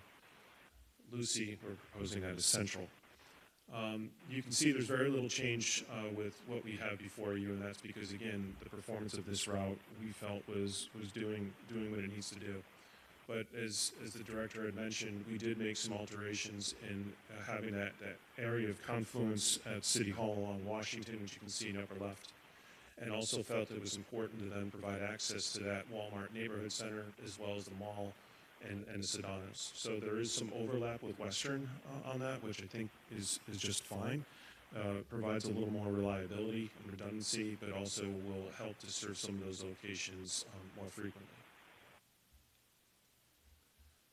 Similarly, we did maintain a lot of the existing stops along this route with a couple additions where we felt that we'd move them to provide better access and connectivity, whether it's the school there on 16, as well as making sure that we provide access to other neighborhoods throughout that route that we felt needed a better connection or access point to this route. And then the last route is the Eastern, which was previously the Campbell route, which again, we've got here a fairly significant increase in service area. As you mentioned earlier, we had that kind of a gap, if you will, in the southeastern portion of the city where we wanted to connect to those residential areas, Oasis, Vineyards, as well as provide access to the Waterstone community up in the northeast area, and then operating along Campbell, and then again hitting that Walmart neighborhood location, and then coming back to City Hall.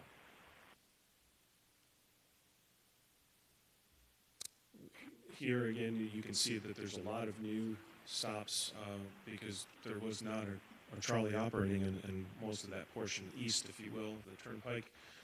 So we've had a lot of different stops that we've tentatively, as the director mentioned, are proposing to access the various residential areas, but also provide that connectivity to medical facilities, retail areas, and other type of development. This is an overlay of the system in its entirety, as you can see here with the 3 colored routes and the station stops, just to give you a better sense of the system in its entirety with the 3 routes overlaying. And you can see that there is some overlap between each of these routes. On Campbell, we've got an operation that does operate both east and west with their overlay. And again, that provides better reliability and some increase in frequency along that corridor, as well as connecting to other areas in the city.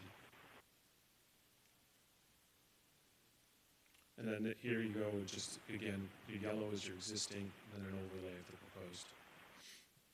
Okay, Councilman Roth? I just want to ask a question. In the eastern map, and in our one-on-ones, I talked about this. The northern part of that stops just short of a shopping center, which is inside the city of Homestead, up to 288th Street, that public shopping center. The and all Waterstone services Plaza. up in there, the Waterstone Plaza.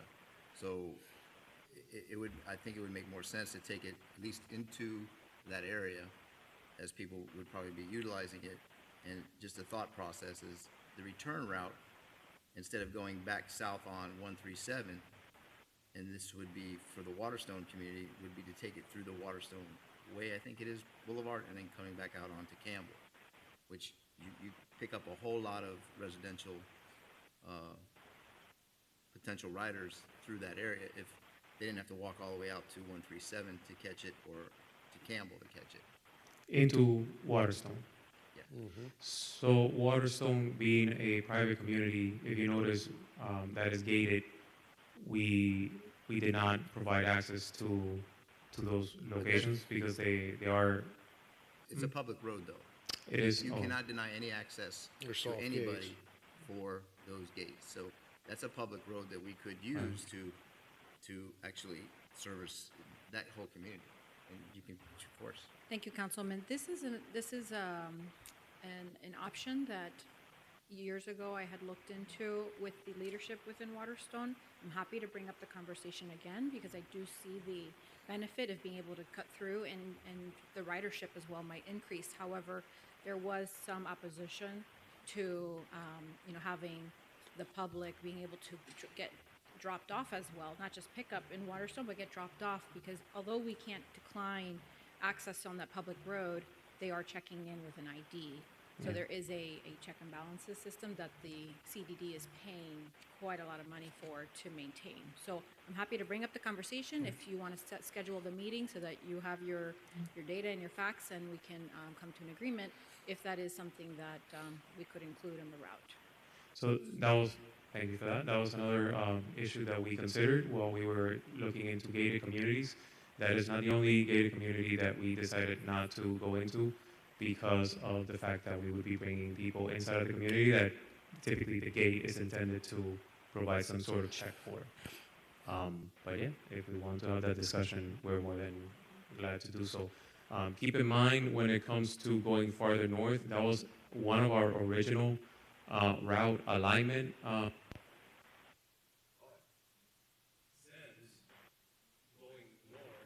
And sounds like we ran out of battery already.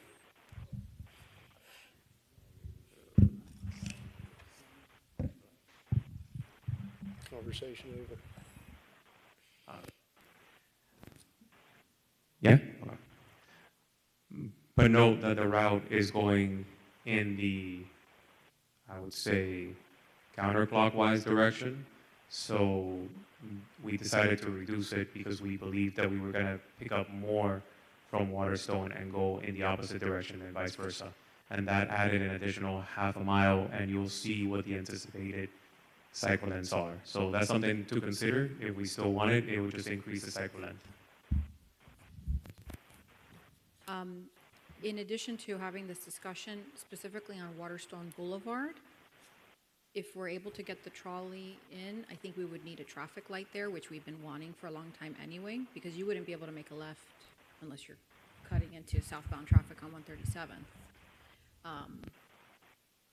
Unless you're going to go all the way north, then come down, then go into Waterstone Boulevard. But point is that when we have these conversations, if we can throw in the need for that traffic light. Will do. you. All right.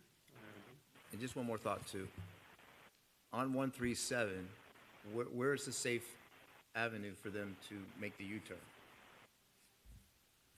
So the location chosen right above 10 is a median opening that the consultant evaluated. They did field inspections, and they believe to be a safe place to make that U-turn.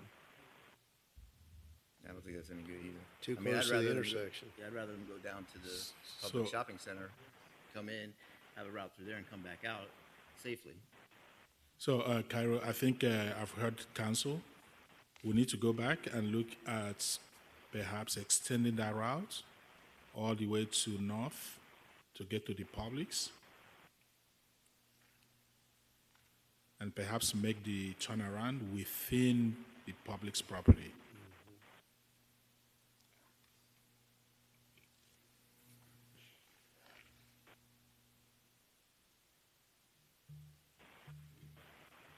We will do so. Also, I want to bring to your attention that many of the routes, since we want people to use the trolleys, we want to make it as easy for them. So instead of dropping them off on the main road, unless we don't have access, our intent is to, if the routes are approved, our intent is to approach each one of those businesses that we're proposing to go into and ask them for approval. Currently, our routes have that approval from the hospital and the adjacent property near it. We would then go to the Homestead Pavilion, the Walmart, the Public Center, and so forth. That way, people find it easier to get to where they want to go as opposed to having to walk towards the road, 600, 700 feet and wait at a shelter. They can just wait at the shopping center. And we would do the same thing for the Publix. Yes, Councilwoman Bailey? Thank you, Mayor. Two quick things. First of all is the trolley stop that's at Michael Williams. We have an after-school program there also. And it has been suggested on a couple occasions that we have some type of speed bump or there's a lot of buses that come in to drop off or pick up kids, and to have the trolley come in also. We have a nice new bench there, and I think that it needs something to discourage people that are just driving in cars to slow down a little bit. On Southwest 4th Going into Street. Michael Williams, there's a trolley stop inside Michael Williams in the parking lot. Correct. So to have some type of speed bump or signage. So the proposed trolley modification actually removes the trolley stop going down 4th and instead brings it down to Southeast 8th Street. Can you bring that? Oh, you can see it. Oh, I could not see that from the map. It's I the don't red, think that's but good. can you go back to the western route? There it is, the western route. And the intent behind this shift, whereas the previous one would go down 4th, oh, there it is, good. The yellow, it would go down 4th. That stop had near zero usage. Well, that's because Michael Williams has near zero programming for seniors. But that's going to change soon, so let's not get rid of our trolley stop. We already have a stop there. Let's work on the programming and get people out there. We can We do can't that. take away the community center. No. A lot of the families use it for those after-school programs as well, and that's at least one thing that we have going on there. But the whole point of having that stop inside was for the seniors. All right. One quick question also on the central map, the previous Lucy. That yellow line that goes between, oh, I saw the bus stops before, but that one thicker piece before it jags at the top, what would you say that distance is that is now getting cut out with the new proposed line going? Are you referring to Campbell or the portion Is on that Chrome? 99? Along Campbell or Chrome? 99. The horizontal or the vertical? It's Campbell. Okay, so now it would be stopping basically on either side of Harris Field. Okay. No, I wasn't sure. I couldn't see the field. I was wondering how much residential was between that line, but I don't see that being an issue then. Well, it will be stopping on the US 1 One side and then side. No, the back Harris end. Field and US 1 side. Up there, yeah, no, perfect. Yeah, but just please, let's figure out what we can do about Fourth Street. Thank you. Councilwoman Avalon? Thank you, Mayor. Regarding information campaigning to make sure that the current writers are aware and can plan ahead and that know what changes are coming, what's the plan?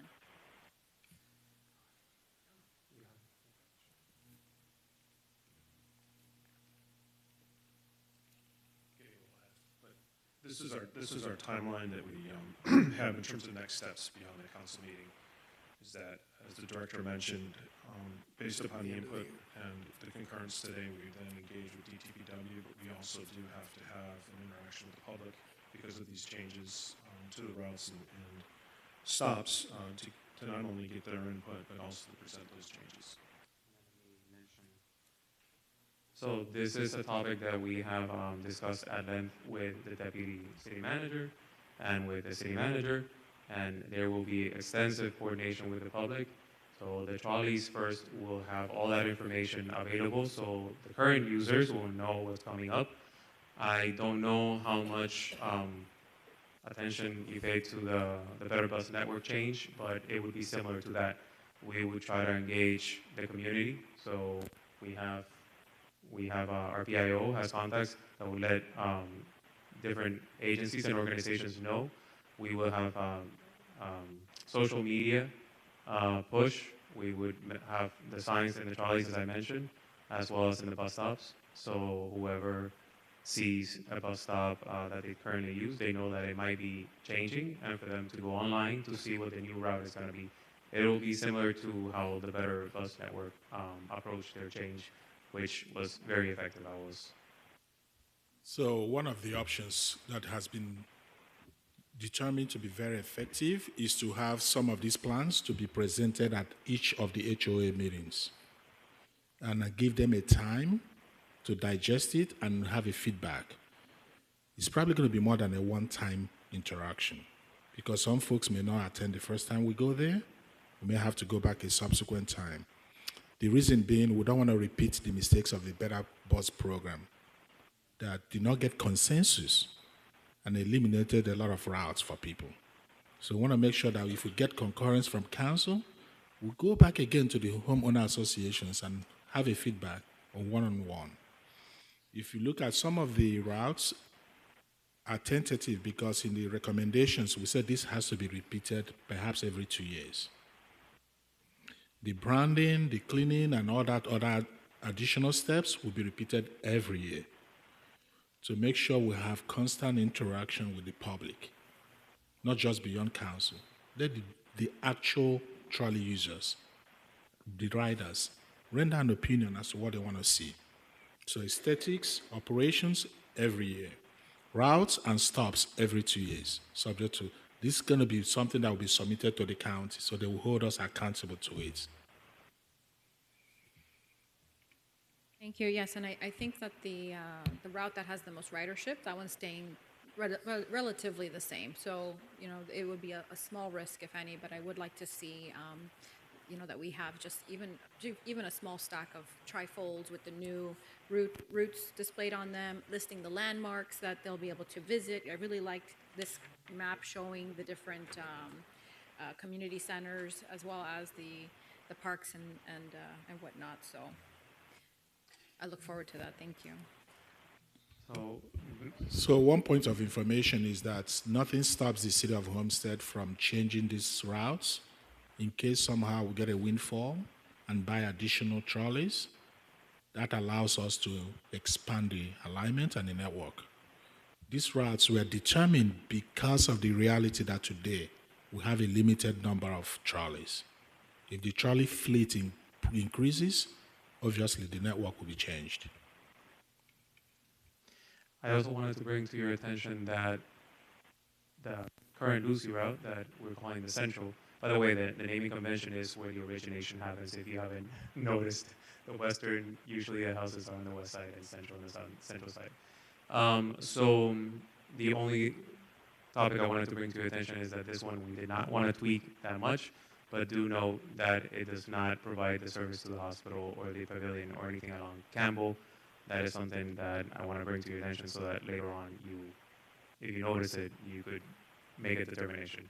So now when we determine what routes we want, if we want to keep it as such, we keep it. If you want to add the Campbell, I thought we have some kind of interconnectivity at some of these bus stops. we do. Yeah. We have interconnectivity. So people can actually use this and hop over and transfer to the other trolley. I was going to ask, is there a slide where you show the multi-trolley stops, like multi-route stops? Yes, we do. I'm not saying that right, but you get This what I'm one, saying. that is the Okay. proposed system modification. Okay, so that's all the stops, but which ones would be where you could pick up and get off on a new trolley? Correct, a transfer station, a trolley transfer. like that. Anywhere that they overlap, that would become a transfer. Yeah, but your station. colors are not like, No, turning, we would change it, yeah. so you can get us a map. Yeah. Thank you. And the reason why I wanted to go in depth in the central is we took into account the proposed system, the cycle length, and as you can see, we are substantially expanding the downtown, which we're calling Western now, and Campbell and Eastern. Lucy/Central is staying more or less the same, but if council wishes to extend it down Campbell, keep in mind that that would also extend the cycle time. These cycle times appear longer because they're estimated, but we have already tried one of the routes and we see that the time is actually less.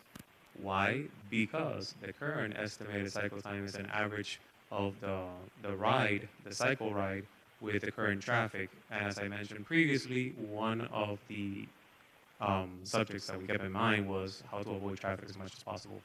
So just note that although it's showing a substantially larger cycle time, there is no transfer required currently to go from origination to potential destination. The bulk, obviously, it doesn't cover 100%, but the bulk. And second, it would potentially be shorter than what is shown there once we practice and get it right. Cairo, when you say estimated cycle time, is that the wait time a rider has to wait for the next trolley pickup? What do you mean by that? That is from one point all around back to that same point. Okay, and so what's the wait time currently in our trolley stops? And do we have that on an app where our riders can We do. monitor? We have an Okay. app, yeah. That also tells you where the trolley is. So the purpose of the app and what riders should use it for is to see where the trolley is prior to going to the bus stop. With a media campaign and push that we would like to have by the time that this is implemented, that will be one of the key points to let people know, not to go and stop, because right now the wait time is about 60 minutes, the wait time. So right now, it's about a 60-minute wait time, and with the changes, we expect it to stay the same, increase, or decrease? Well, it depends. It's an experiment? It depends on when they're going to the bus stop. We only have one trolley per route, so if they go once the trolley just left, it'll be a cycle length. If they time it like you would when you go to an airport or a train station and you time it properly and you arrive more or less 5-10 minutes before, your wait time will be less.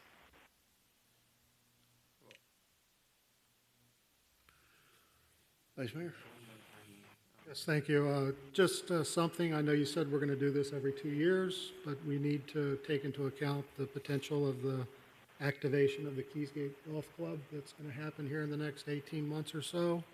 And do I need to go to Walmart or Publix and buy some Dawn dishwashing detergent so they can clean these buses? They really do not look good. That is a continuous point of contention with the operator, and this is something that we bring up to their attention regularly, and we will continue to do so. We are in conversations with the city manager to see what additional steps need to be taken. But it is on them to maintain the trolleys and also to keep them clean, to wash them. It's our logo, so we just need to try and impart our wishes on those a little bit. And one final question, special event weekends, can we get a price to extend the routes maybe from the baseball complex to the Speedway for 4th of July and race weekend? Can we get a cost roughly what that We'll might look be? into that, sir. Thank you. Vice Mayor, any further? Yes. Yes, Mayor, thank you. That was a good point, because when I saw those masses of people walking from the parking areas to the rodeo grounds, I was like, why are they not using the trolleys? But maybe it's not in our contract. And absolutely, washing these trolleys has been a very common email that I've sent to Public Works in the past, not recently, so I'm not blaming you. But it is our logo, and I mean, if it's in the contract for them to wash it, maybe we wash it and take the money out of the contract if they're not doing that part. My question, I guess, my last question is, for a city this size, I think we did some numbers recently, it's about 100,000 people. How many trolleys do other cities of our size usually have?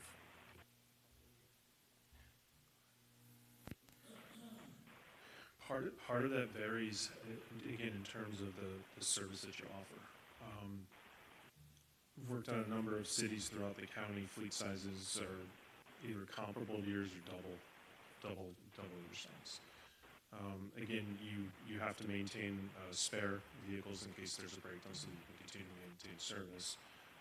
But typically, cities try to have at least more than one vehicle operating on these routes, right? Because then you can certainly provide a more frequent service to your citizens. But it's cost constrained, obviously. But for this size, I would see probably doubling your fleet.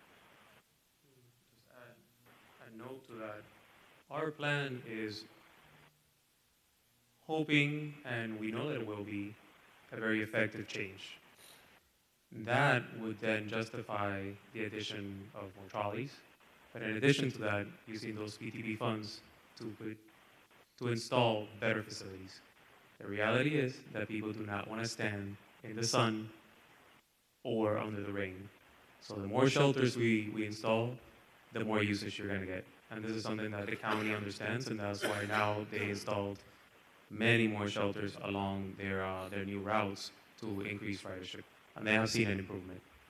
So long road ahead, but we believe that within a year of data, we can come forth and explain how we want to expand the system, and we'll have justification to do so. So, if I may, Mr. Mayor, Council, in other cities, in terms of expansion of the fleet, there are novel ideas in terms of land use approvals. Where a developer that is developing a subdivision that wants trolley service to service that subdivision, most times we donate a trolley to the city so that you can expand your route into their subdivision. But what I'm seeing here is that we're trying to kind of chase after them by offering them free trolley services when they have not actually made any contribution, because it's a fixed cost that we're using. That's first thing. Second thing is currently we're taking a trolley service to the Everglades National Park. This is money meant for City of Homestead residents, but we're using it to provide service to tourists. I understand that. So perhaps when we're submitting this to the county, we can make a special request that we're going over and beyond to provide service to that are non-City of Homestead residents that are going to a national park. At least there should be some credits to the City of Homestead. And that could also offer us an opportunity to get an additional trolley.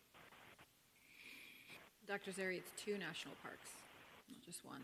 And I'll be promoting them for spring break. Thank you. I think one is going on.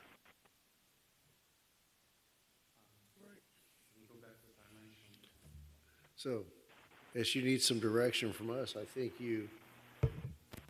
we need to look at going further north into the Waterstone Plaza, making the inquiry as to the internal use of Waterstone, confirming a stop at the under renovation Keys Gate Golf Club house, and the restoration of Michael Williams as a stop. I'm sorry, what was the second one? The golf course. Huh. 2,300 Tom Drive. Want to put in a note there that the vice mayor is going to fund that? With the bonus that we give to the mayor. With his COLA. Yeah. Was that it? Was that the direction? Yes. Right. Do we need formal action on that? Okay, so that's been moved by Councilwoman Avila. Second by Councilwoman Bailey. Councilman Roth. We'll get a second Additional crack at this, right? We're gonna get a second chance to, Another look at the map. Yes, Final approval. once we take this to the county, there might be some changes from the county. this is going directly to the county? Yeah. Subject to our comments tonight, Just- it'll go to the exactly. county. The county may decide to make some minor changes or major changes. We're obligated to come back to our council. But as far as looking at the extension of additional services, bus route, number of buses on the road, maybe expanding some of the timeframes. I mean, we talked about timeframes with the freebie. On the weekends, you only have 4 hours of service on Saturday and Sunday.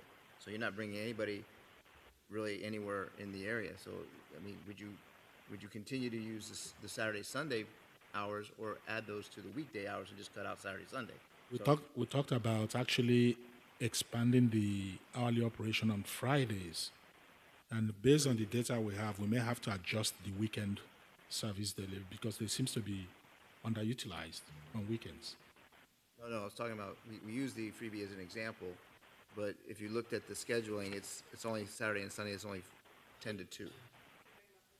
For the trolley, it's only 10 to 2. So that was something I thought would be interesting as we try to redevelop the downtown area too. We gotta get people moving around. I understand this subsidized what the counties does, but I'm not familiar with the county routes are through Campbell Drive down to Chrome Avenue to the transit area. So without knowing what the county's actually servicing our residents with as well, it's hard to, visualize everything that we need to do for our residents. Because this is free.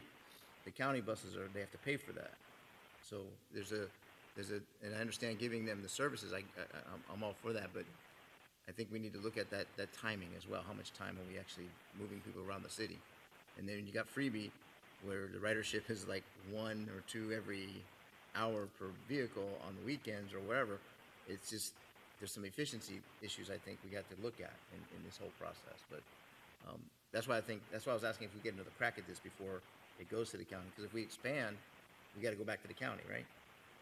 So I just want to kind of manage expectations.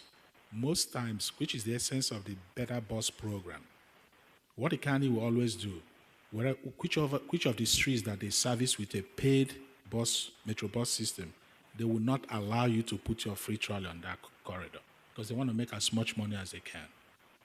That was why City of Miami rejected the Better Bus program about a couple of years back because it denies service to city residents, forcing them to use paid transportation. So if it's the will of council that they want us to go make the changes and come back here again, we jolly well will do that. So I just want to have guidance, what you want to see. Before it goes to the county. It goes to the county. And that's interesting because the county bus does travel up and down Campbell. And we're putting trolleys up and down Campbell. I'm sorry? It is there already. We have trolley service on Campbell, right? Right. Yeah, it's there And already. we're So co-locating Yeah. stops. the stops, if you co-locate the stops, which would be ideal actually. But most times they will frown at that because people will end up using the trolley and not the bus. So it's a balance. They do want some But- co-location for transfer purposes, but they will not service as much of the local roads as we would with our service. So someone could take the 35 and go Leisure City or wherever, but then they will use the joint stop to transfer over to our trolley system. Well, that's fine. The fewer county buses riding around town, it's fine. What can we do to expand the time so that we can run a little later? Is that a conversation we can have now? Do you have information about the times? Information in which regard? Expansion of hours. Is that a conversation that's necessary tonight, or are we just approving the submittal of the map, or are we submitting map and times? Just the maps. Just the map? For the Okay. county, just the maps, yeah. All right, yes. Can you please go back to the map that shows Fourth Street? Okay, so do you know what back is to the the west background? What was the reasoning behind moving it off Fourth Street and going down to Eighth? Let me just make sure that we have both. Okay, so this one shows the proposal and the existing. Right. To move it from 4th to 8th. So the primary purpose of moving it to 8th was to service Laura C. Saunders, as well as the K through 8, and that was primarily it. We tried one of our primary destinations when we looked at the initial take was how many schools can we service to try to get people out of the cars in the morning and instead use the trolley, because staff has commented that she had witnessed kids doing so, and it would be great if more would be able to do that. So for that route, for example, are you going to take that into consideration, that they will be going close to the schools with enough time before the school starts? The time, yeah, That's the goal? that was the goal. Now, So if we were to service the FICO, FICO. we would then have to extend down 4th and then come down to then service the K through 8. I do think it's important to include the schools, but I mean, we just finally finished the gym at FICO Williams. We have a few members. I mean, it's starting to pick up. I don't want to lose that momentum now by losing. Yeah. So I would really appreciate a way to keep 4th Street. Will do. I think it would have to be the whole street, because I think FICO is that little line that goes up in yellow, correct? Correct, yeah. So, I mean, you could see if, do we not miss a school? Yeah. We So do, would the miss school is West right at the, yeah. West Homestead. Yeah, and I don't want to see that happen either. So if there's a way that you can rework and see if we could do both, that would be great. So, Cairo and Kimberly, can we look into running the new alignment on 8th, right after the West Homestead K through 8, go back on 4th to pick up on FICO Williams, and look for a street that brings us back again to 8th to service Laura C. Sanders? We can do that, yeah. Councilwoman Bailey, I'm proposing to see if we can maintain 8th right after the West Homestead K through 8. We go back to 4th, pick up on FICO Williams, come back on 8th again to pick up this elementary. That will be kind of the solution to servicing both corridors. Mr. Manager, the route is going in the clockwise direction in this scenario. Mm-hmm. And I would also like to recommend maybe the elementary, if we're not sure how many people would use it. We do know that the middle school is something that we would like to keep. So my suggestion, if Okay, we were great. to stick to that, it will only add maybe 10 minutes Okay. to the ride. It will give everyone an opportunity to have trolley.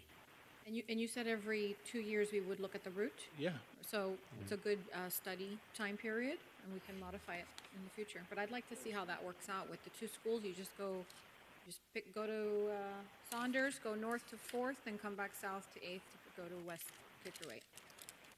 Will do. I'll amend my motion to incorporate No, that discussion. you Thank got it. And the person who seconded the motion will accept that. All right, so let's have any public input. We'll close the public hearing and we'll have a roll call vote. Councilman Davis? Yes. Councilman Cannibal? Councilman Roth? Yes. Councilwoman Bailey? Councilwoman Avila? Vice Mayor Fletcher? Yes. Mayor Losner? Yes. The motion carries. All right, very good. Thank you, gentlemen. All right, I know that the attorney needs to make a request. Yes, Mr. Mayor, thank you. I'd like to request an executive session in the matter of McDonough versus Garcia, Wright, and the City of Homestead. It's case number 22-11421 in the United States Court of Appeals for the 11th Circuit. Make it happen. All right, with that, do we have, yes? Just real quick, if we can have staff bring us reports to the council meeting next week in reference to the RFPs that started back in last year, updates on any progress. Do we have to have a workshop to figure out why we're not getting any proposals, things like that, so we can find out what's happening. 'Cause I think there's 3 that we started: the shotguns,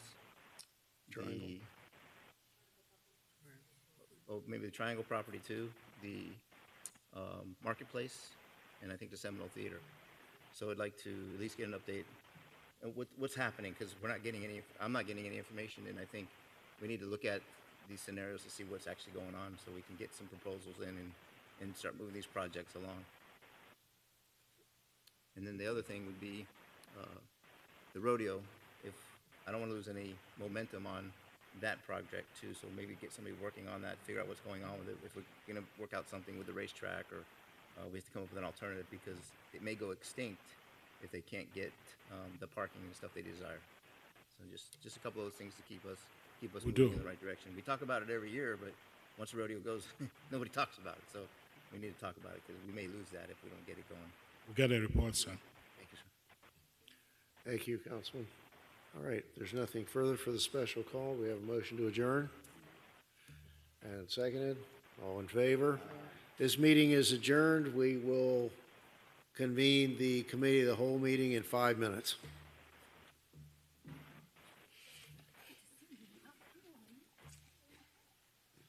Could the subject matter be any drier in one meeting?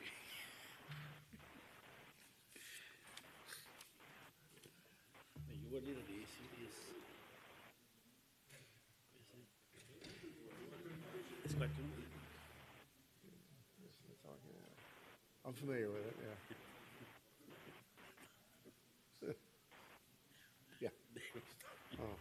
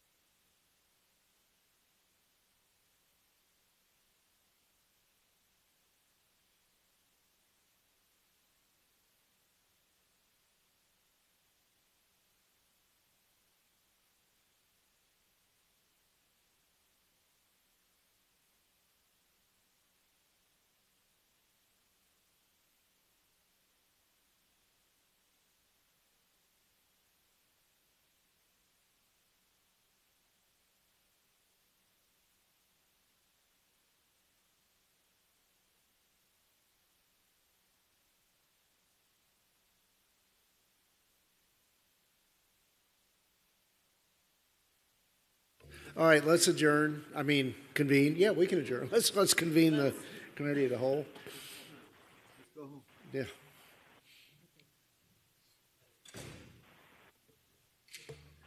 Good evening, everyone, and welcome. I'd like to call the City of Homestead Committee of the Whole meeting to order. Today is Tuesday, March 11th, and it is now 7:14 p.m. Roll call, Madam Clerk.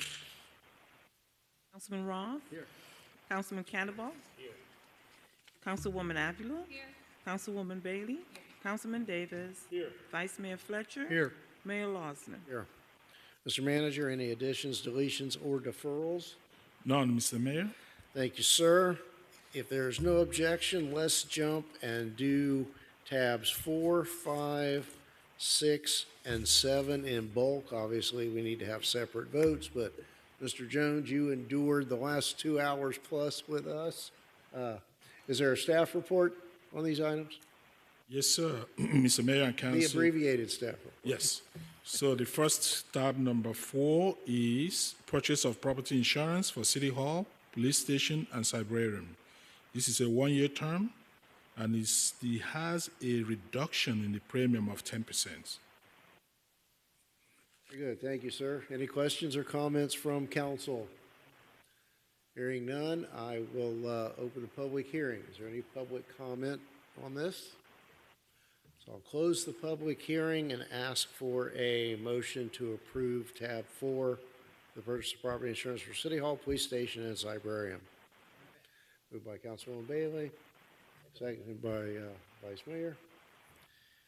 Roll call, or no, we can just do that with a voice, correct? Yes. All in favor? Any opposed? Tab 5. Tab 5 is the purchase of property insurance for city-owned non-power plant properties, which excludes City Hall, the Homestead Police Station, and the Cybrarium. It has a premium reduction of 9.5%. Tremendous. All right, moved by Councilman Cannonball, seconded by Councilwoman Avila. Any public comment? Seeing none, I'll close the public hearing. All in favor? Any opposed?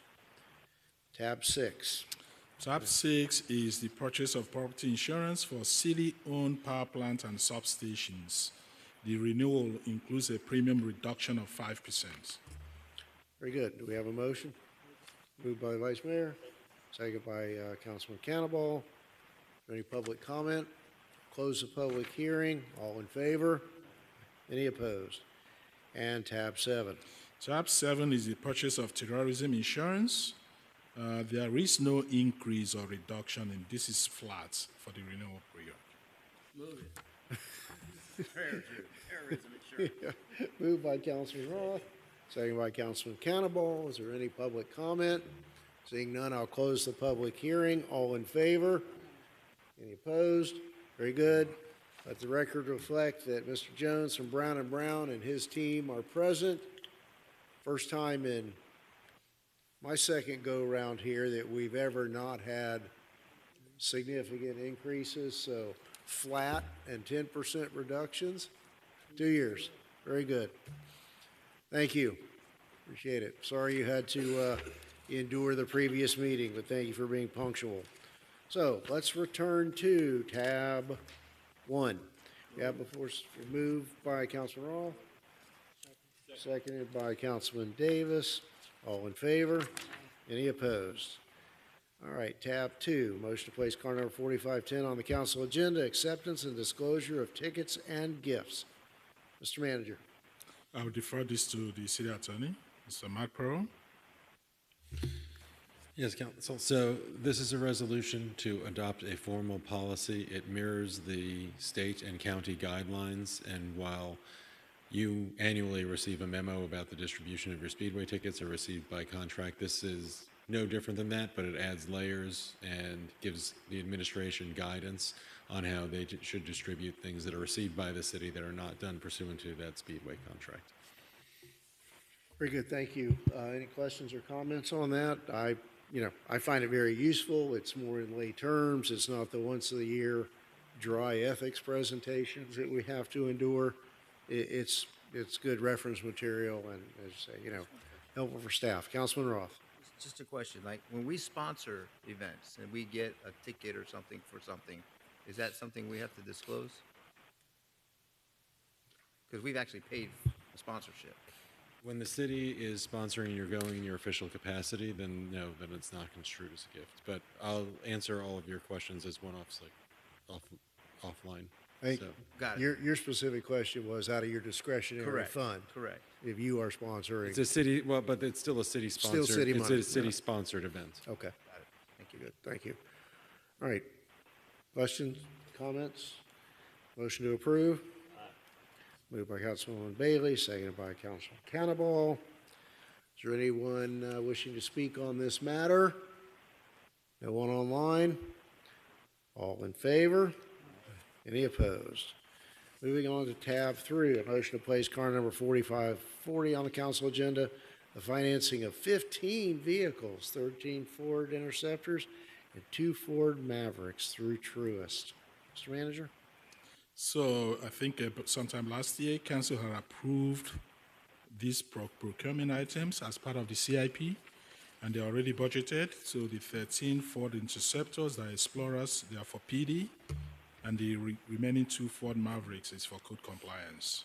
This is simply to finance the procurement. This is a financing through Truist. So this is approval of the financing of a previously approved acquisition. That's correct. Very good, thank you. Everything else. All right. Move it. Moved by Vice Mayor, Just one seconded second. by Cannibal. Question? This one. Yeah, because originally you did mention Explorers, but I don't see that word in here anymore, so. No. These are not going to be Explorers, these are going to be regular Interceptors. Sapidi, they are regular interceptors. Okay, I That's stand what the corrected. agenda says. Yeah, because I remember we talked about Yeah. Explorers, all 15, really? So, No, not okay. 15. I'm glad it's changed, thank you. Very good. Okay, is there any public comment on this? Close the public hearing. We have a motion and a second. All in favor? Any opposed? I believe that concludes all of the business from the agenda. I have a request for council members to submit issues to contact our city attorney. I'd like to, kind of on a fast-track basis, do some charter cleanup. There are a few things that the attorney and I have identified. If there are issues that any of you would like to have us discuss to potentially put on the ballot this November, please speak with the city attorney. He'll put all of our thoughts in coherent form, clarify what you're really thinking about, and we'll begin discussing it this month. Logistics, we have to have whatever we're going to do. You know, we talked about potentially a bond issue. That and any charter review language needs to be ready to go to the supervisor of elections by June in order to be put on the November ballot. So again, you know, not for discussion tonight, but for discussion in the future. If you could get those thoughts to Mr. Pearl, and we will we'll vet each and every one of those. Anything further from council? Just one more, maybe two more. The Old City Hall property workshop, are we getting closer to scheduling something for that? Yeah, I think we're tentatively looking at sometime next month. We have a surveyor that's going to prepare the tentative plats. And then the charrette, I think we still had some open-ended items that we haven't That's cleared up correct. there. That's correct. So are we going to get Well, back in the room? I and- believe there's a redraft of the ordinance for permitted uses in the Long Grove. downtown that are kind of related to the charrette that's going to be coming to us. It's coming up, I think, next week, on the 19th. Okay, great, thank you. Okay. Anyone else? Yeah, can the chief or the assistant chief shoot that light out for me? Shoot the light out. Yeah, That's all. all right. Do we have a motion to adjourn? Mr. Mayor? Yes. Just one quick one. So there are some staff changes in the city. A couple of folks just resigned their job, which they are not directors, so there was actually no need for me to send out a memo. I'm willing to speak to you individually to bring you up to speed in development services. And also, I'm happy to report that Ms. Crystal Oliveira is being promoted to be an assistant city manager She's going to be overseeing code compliance,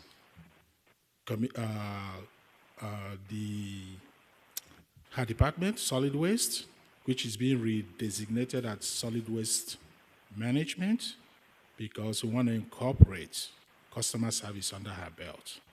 So those three problem departments is going to be under her belt. And she seems to have a track record of having worked in those three departments. So she knows the in and out. And I'm looking forward for her leadership, for her experience, for her expertise, that she's going to deliver. She's promised me, Zari, I walk on water, so I will get it done. Okay. Thank you, and congratulations, Crystal. Okay. And also on March 19th, which is the main council meeting next week, we're going to seek for the appointments for the members of the Affordable Housing Advisory Committee from the mayor, through the mayor and by the council. We're really, really running fast because we have a deadline of May 2nd to seek for affordable housing grants. And usually most cities that apply get it. So we want to make sure we don't lose this year's allocation. Very good. And I'm not sure if you are familiar that there are a number of very, very challenging draft bills that are making rounds in Tallahassee. Some of them are going to impact us negatively if they pass. One of which to restrict our ability to charge differential rates for water service, wastewater service, and electric for customers outside the city limits.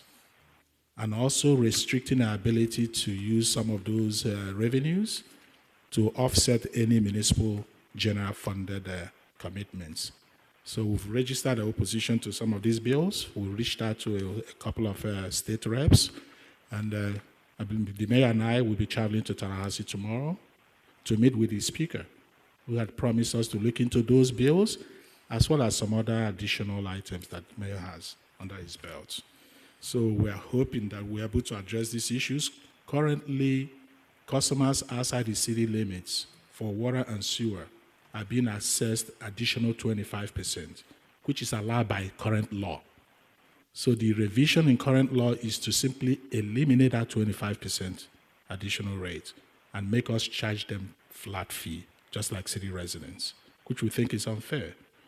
And also asking before council set any rate increase in future, both City Council in Homestead and Miami-Dade County Board of County Commission would have to approve the rates.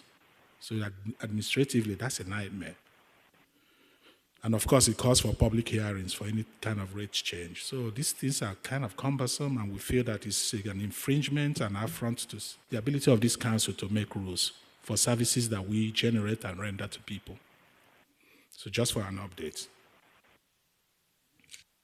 Not to mention that there are live local amendments pending that make that bill more draconian than it was first presented.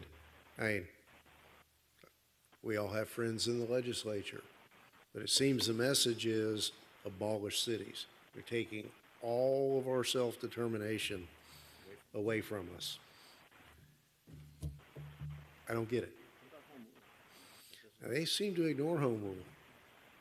It's just, but no, if the live local amendments even partially pass, it's a real problem. They go incredibly far. Anyhow, yeah. I think that's it. I think we had a motion and a second to adjourn. All in favor?